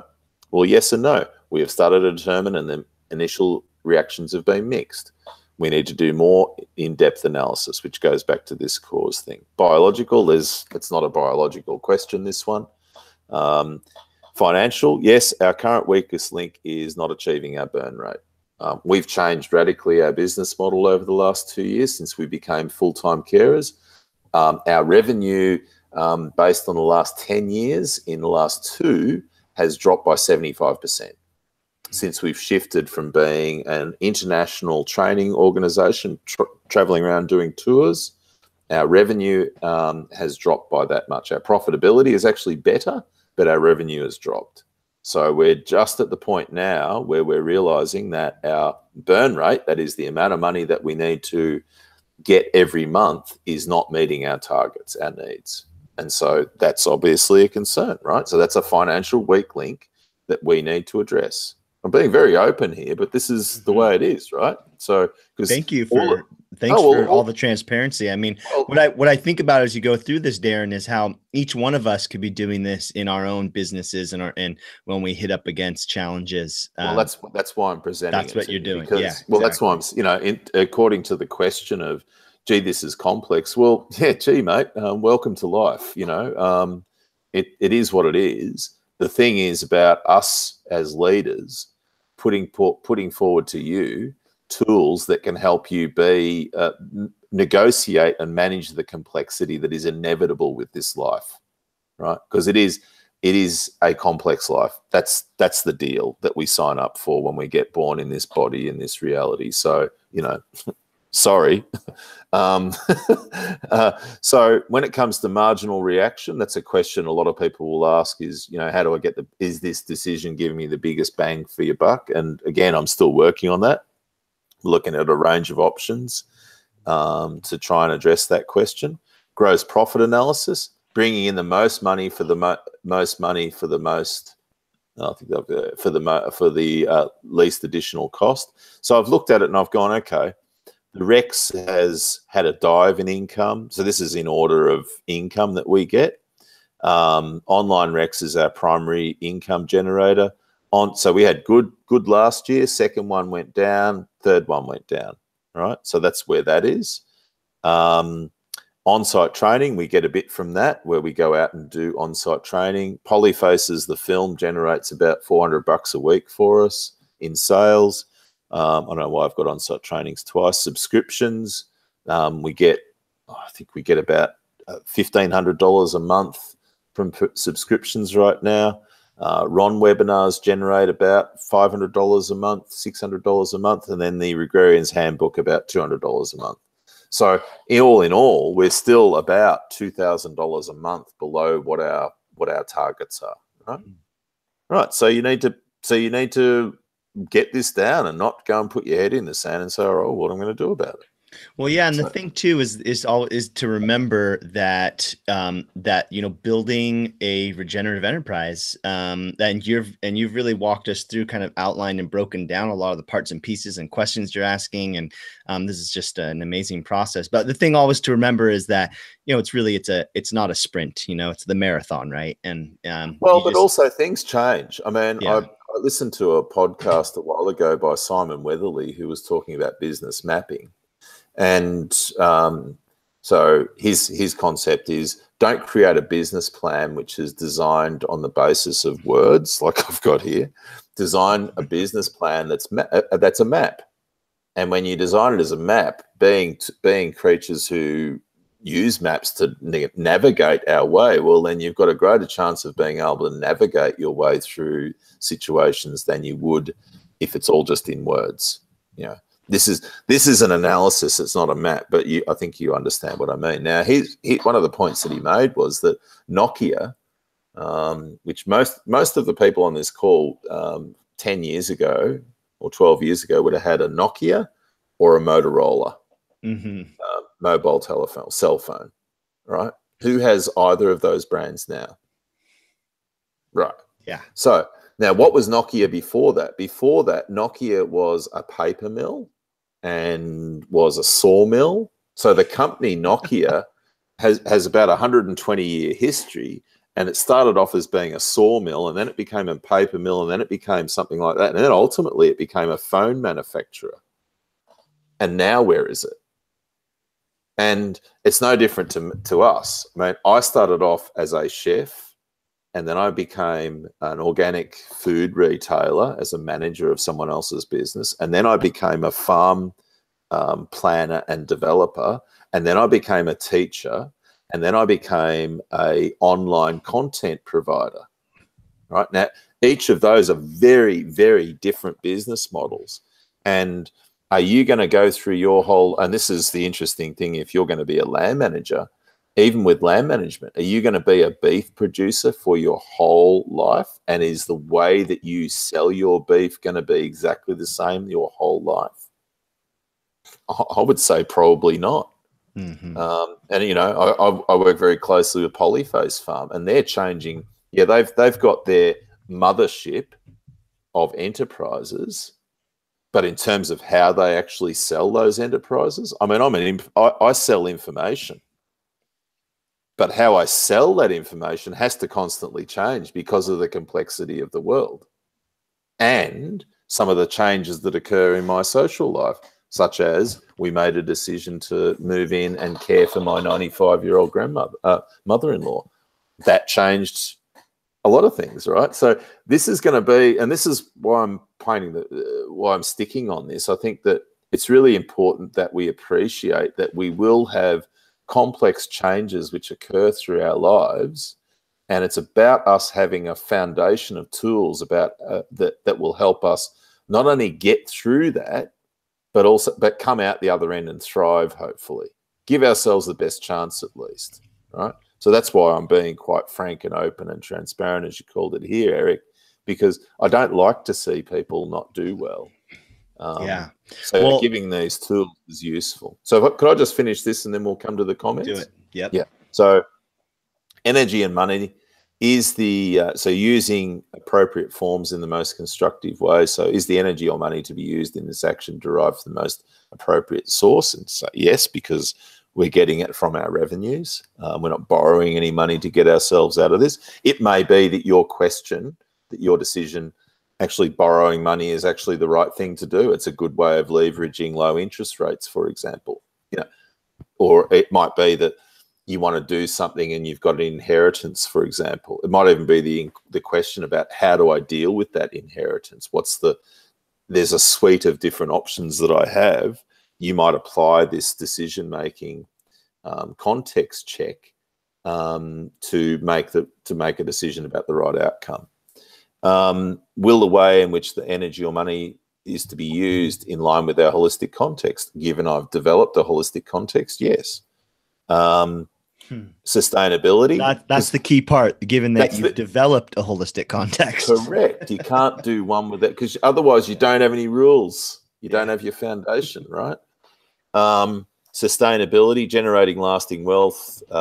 If we take this action, will it lead to towards or away from the future resource base? And I think I should say no, not yes there.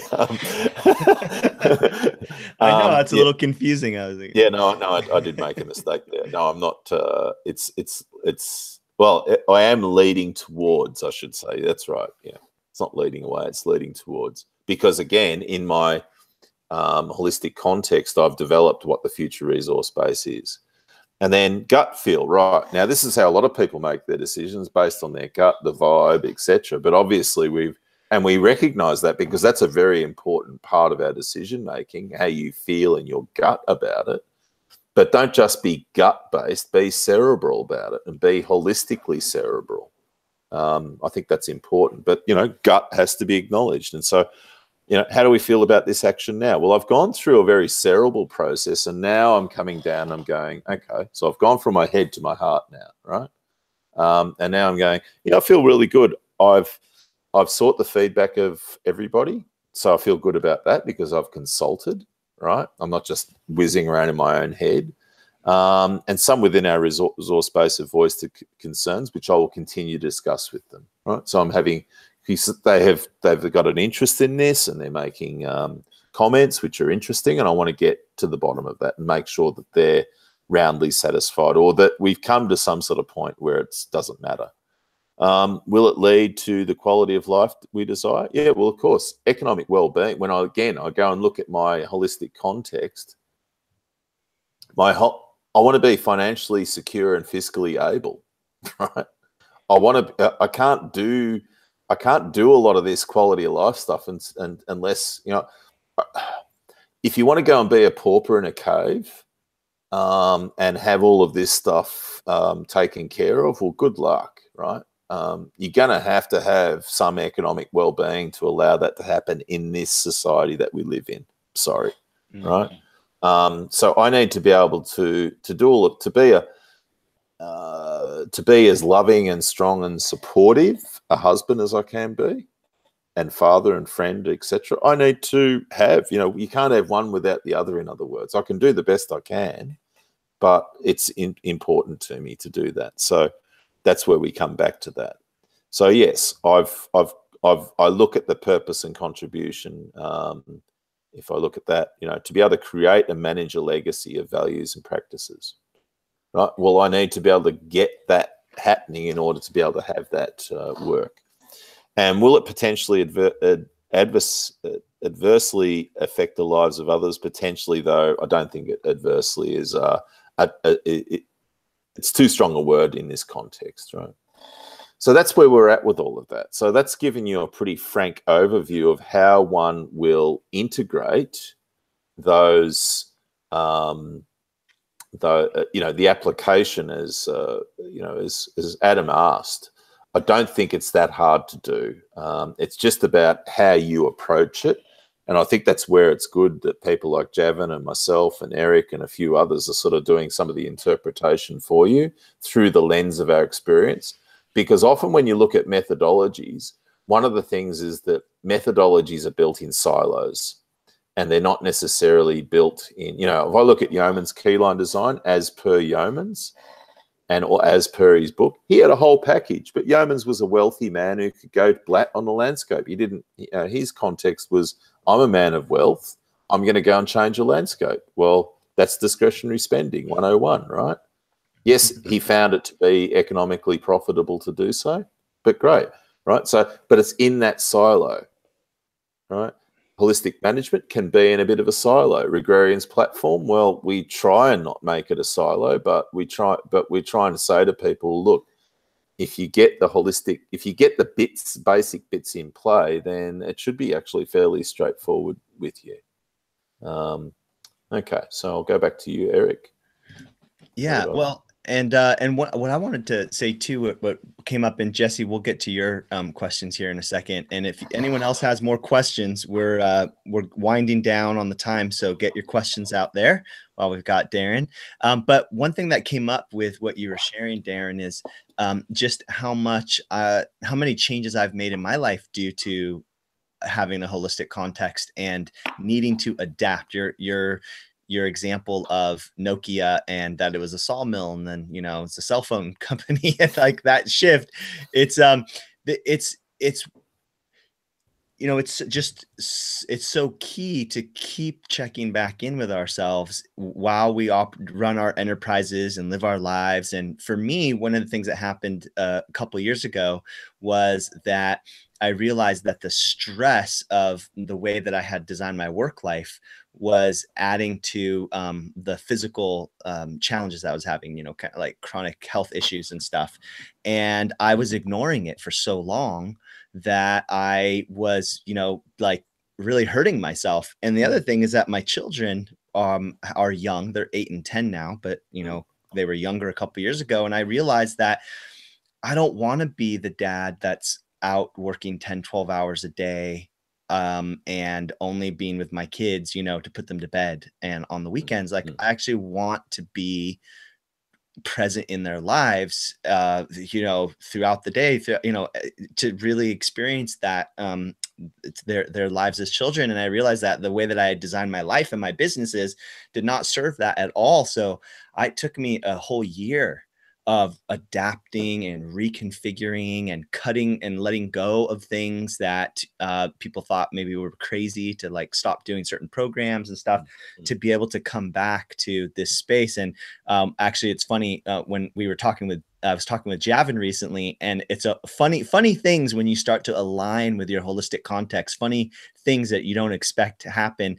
And just real quick, a really funny thing that happened for me is I was driving my car, and I have like, you know, a little plug-in Prius, and the windshield wiper fluid went out, and I'd never had that happen before. And so so I was like, well, why did my windshield wiper fluid go out? And I realized that because I operate from home now, because I'm operating my business from home, and I have a life that is close to my homestead and my kids, I'm hardly driving my car, which means that it's sitting around getting covered in pollen and dust. So every time that I leave, I've got to turn on the windshield wiper fluid.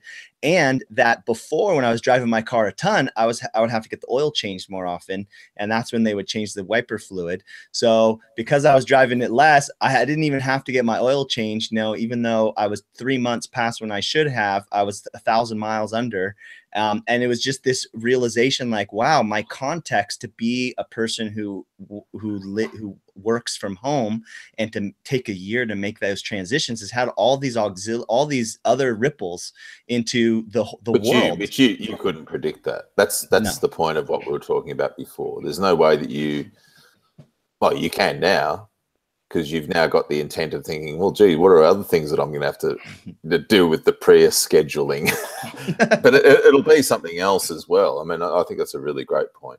Yeah, a really great point. So, let's address some of the questions we've got, and go from there. Does that sound good? Yeah, perfect, mate. I just realised I've got my marker guard shirt on. Oh, I know. Eric and Donegal, how about that, eh? Pretty lucky. Last time I went there, they presented me with this beautiful jacket, and I don't know if you can see it, but they even put my here it is. They even put Daz on there. Yes. Oh man, you are an honorary member of the ranch. I know, very, very. They're lovely people, very, very lovely people. I get along. Eric and I get along real well. Donegal's a lovely woman and beautiful kids.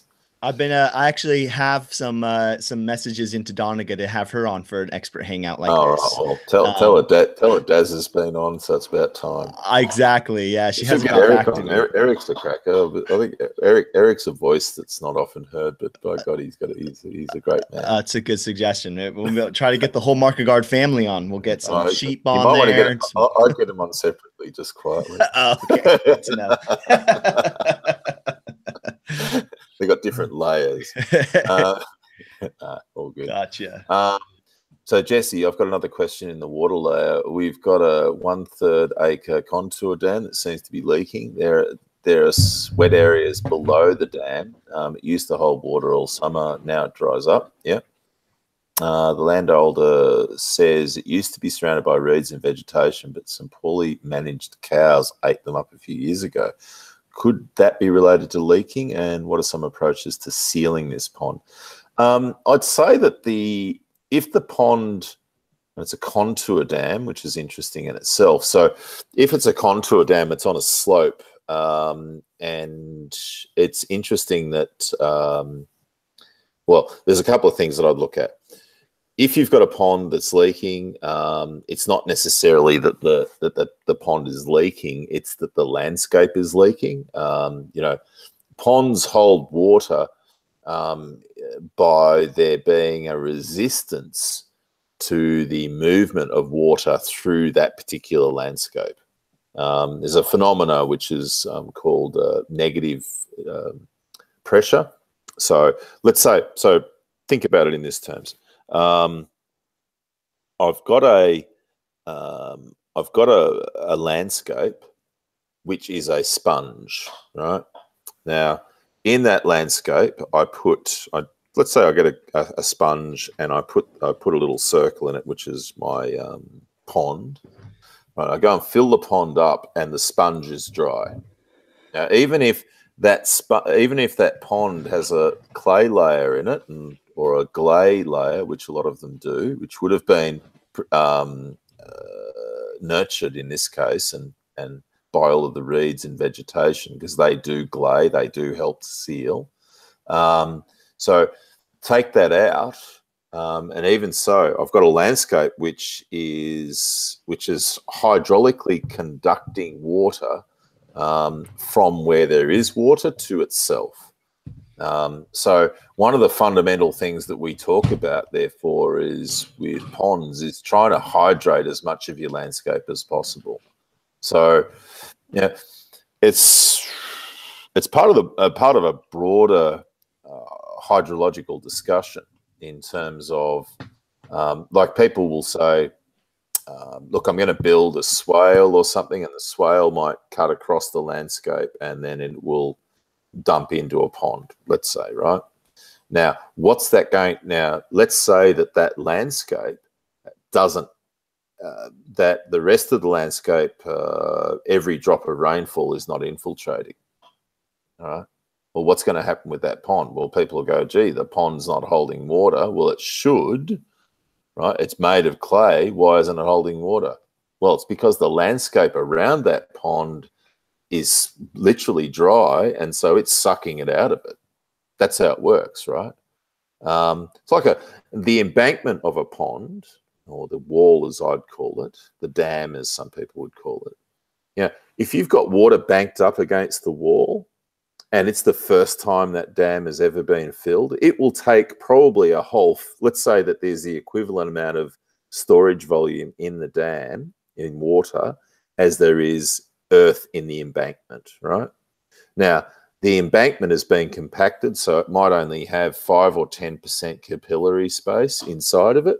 So that water has got to go in and soak into that dam in order for the water in the dam to actually stay, because water is moving down a slope. It moves with gravity.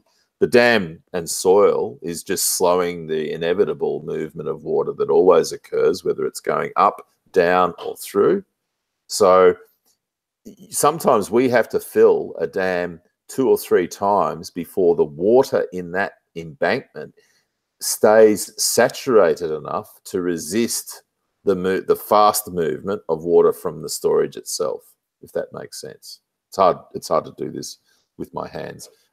But so you've got a few phenomena going on there. So ideally, Jesse, I'd make another point to this too. If you have had the case where landscape function has increased and your soils are increasing in their infiltration rates, well, that might be, and this is a problem for a contour dam, because a contour dam, here's your contours, and what you've got is a relatively small catchment for a contour dam, because water falls or flows across a landscape at 90 degrees to the contour. So the corollary of that for a contour dam is that you've got a very small catchment, right? So let's say that you've improved the landscape function such that water that used to run over the surface now goes directly in. Well, what's that going to do for the filling of your contour dam? Well, it's good from the perspective that the landscape is more hydrated, and if it were filled, then at least the sponge around it will be saturated and will resist water movement. That's one good thing. But where's the runoff coming from? If you've got continual light rainfall that doesn't produce runoff, well, that's where you might need to go in and build a road or have some other sort of catchment feature which harvests more runoff or creates in itself runoff, such that you can so it's never, sorry that it's never an easy answer, because well, A, I haven't seen the situation, I don't know what soils you're dealing with, etc. But B, although I think you did talk earlier about, well, I don't know whether that's exactly where you've got. So you've got a heavy bedrock. I don't know if that's the kind of ground that this dam is built on, but whatever the case,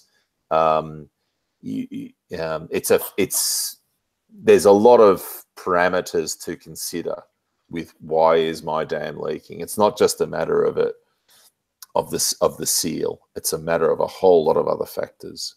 But I think I've given you most of them. Awesome. So, so folks, we're getting close to time, and I want to honor everyone's time. And Darren, what I would really love is just to kind of a little outro here. Let us know, and you've talked about your program, Agrarians program, and the Yeah. subscriptions and stuff. You've kind of touched on it here or there, but do you want to just give us a quick download of how you're doing your subscriptions and how we can find out more information, Oh, and then I can share a link with folks in the that's great. mastermind group later. Yeah, no worries. That's very kind of you. Well, this is our subscription page here. Give you the tip. We're going to be opening up. You saw the decision. You got the back. You got the the back door and what's going there. So the discovery level. I think what's going to happen is we're going to open that up for free for I think for a 2-month period. So you'll get a free 2-month trial, and then you can see what's going on, and if that works for you, away you go. With that comes some privileges. So that's all on the subscription page. These options will probably change in my revision to that. The most popular subscription that we have is the planner option, because that gives you access to our Agrarians workplace, which I'll just give you a quick insight to. So those of you who've used Facebook will be familiar with this look. So the Agrarians workplace, or the workplace, is an application that Facebook developed, and it's like a Facebook-based intranet for companies, and companies all over the world use it. But it's Facebook. It's the Facebook interface without being Facebook. And so what we've developed is I'll just show you in the home.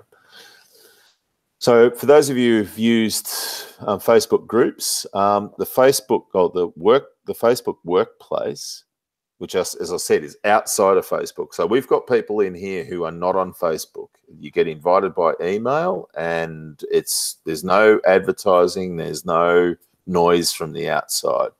So what we have is the way they've set this up is that it's all based on groups. So the way we've set it up is we've developed different conversations or different groups for that categorize all of the different conversations. So, for example, we've got a climate group in which we just talk topics about climate. We've got a water group in where we just talk about water topics, and so on. So it's very similar to what you would do on a normal forum. But then the addition to that is that we also run our programs through it. So we can select who gets access to different groups. So, for example, here's week 3 of this particular Rex that we're working on. And here's people submitting their task work and all of these different things and stuff about their projects. And so that's the way we run it. So everyone gets access to that. And with that particular subscription level, you get full access to not only the workplace, our Google Drive documents, which we've got a pretty big library there, the 13 weeks Rex program, and there may be 2 in a year, in which case you get access to 2 in a year for that price. You get access to all of our RON sessions, which are sort of similar to this sort of thing that Eric is offering to you. So these are our technical sessions, both live and recorded. You get discounts off the handbook and off our programs. You get a full copy of the Agrarians e-handbook. You get an hour of mentoring with me, and so on. You also get that if you join up the foundation level as well. You get a full hour with me, just one-on-one, talking about your project. So anyway, you can have a look at all of that. I've given you the basis to it. I don't want to do any more flogging. But if you want to do the Rex, then this is the way to do it. Do the planner. If you don't want to do the Rex, but you want to get access to the 10-week Rex archive, which is the archive of the 2 other online Rexes that we've done, then that's available to you through that foundation level subscription. But yeah, that's where our business model has shifted, and yeah, That's So amazing. thanks for that, mate. Yeah, Thanks. absolutely amazing stuff. And there's a couple folks in the Elm School who've gone through the rec. So if any of you are listening, you have questions, it comes highly recommended. And a great supplement to Elm, where we're teaching you the business, the landscape, basically all the pieces to develop your own ecological landscape company. And then you put that together with Regrarians, with the holistic context, with the whole platform, and looking at, broad acre regenerative agriculture models. And it's a pretty amazing combo there. So Darren, and I'd say just on that, Eric, it's really important that people get a plurality of different voices. And if you're in the professional development space, it's not going to be that you just get all of your information from one. Eric has particular suite of skills which I don't, and vice versa, or that are complementary. And one of the things that we're really into, and that's expressed in our holistic context before, is that we want to be in a complementary space, not in a competitive space. There's no necessity to be otherwise. So same here, brother. Thank you so much, Darren, for taking this time with us. And we you and I have talked about having you back again. And so Darren and I will continue that conversation. For folks who are watching this right now, here, I'll come back to me. For folks who are watching this right now, whether it's in the live version or the recorded version, let us know, what questions have come up for you after you've done this hangout with Darren. What do you think would supplement Elm and your experience more in terms of just this little tip of the iceberg that you've gotten of the Regrarians piece? We'll share the links to the Regrarian subscription platforms, as well as some of the other stuff that Darren shared with us, the holistic context worksheet. And Darren, there was another one that I didn't get the link for. It was I think it was your client intake. I wonder, it was one of the first ones you shared. The checklist. The checklist. Yeah. So I'll get that now, so that's ready to go. Okay, perfect. So we're going to share all of that with you all in the mastermind group. We'll also put it in the student portal. So folks who who don't engage in the mastermind group much, we'll send you an email. We'll let you know about all of that. And Darren, thanks again so much. Oh, please, my pleasure. It's great to be involved, and it's just great to continue our relationship, which is now over a decade. And we're great supporters of what you guys do, as you know, and we appreciate your avowals. And thanks to all of you who are able to be with us today, and those that are going to watch as well. It's a really great space that we're in, and we're very hopeful for the future, and we hope you are too. So it's a great world we live in. Thank you, Eric. Absolutely. Thank you. Oh, and Joey got snuck in one last final question, Darren. Would you say the platform is equally viable for small scale ecological landscaping? Look, I can't say, but I can't say. Look, the best thing I could say for you, Joey, is maybe bring this up and talk with Eric. Eric understands the platform well enough. I've not worked in that smaller scale as you may. Most of my stuff's on a larger scale. I can't see any reason why not. It may be that one needs to just look at modifying it somewhat. But again, we come back to that point. You don't have to go and just grab someone's stuff off the shelf. You take what you need and then modify it yourself and make it your own within your own context. I think that's the most important message we can take away today. And Ben, of course, thank you very much for reminding me. Yes, I have it right here. I have a copy, mate. I don't know what you guys are all waiting for. Is it not released yet? Here it is. The unpublished water chapter. This is version 27. And it's fantastic. Oh, man. We are just drooling for that, Darren. Mate, you should see it. So good. Look at you. You're drooling just looking at it right now. That says something, doesn't it? Andrew and Georgie, my partners in this, have done a amazing job. I mean, this is bloody expensive. This cost me $5,000 a month to make, right? Because that's what I have to pay my colleagues too. So any wonder I'm rattling the can. Well, hey, yes, Ben, I'm looking forward to getting it out so I can get some of those dollars back. Thanks, mate. So but once it's done, it's done. I mean, that's the it. bulk, That's right? it. So That's it. That's yeah. it. That's it. Well, All right, thanks folks. to Tom there for making his comment. Yeah. All right, we're gonna sign off, everybody, and have a great evening or morning or afternoon, wherever you are. And we'll bring Darren back soon. Take care. All right. Thanks, Eric. Hooroo, mate. Bye. God bless.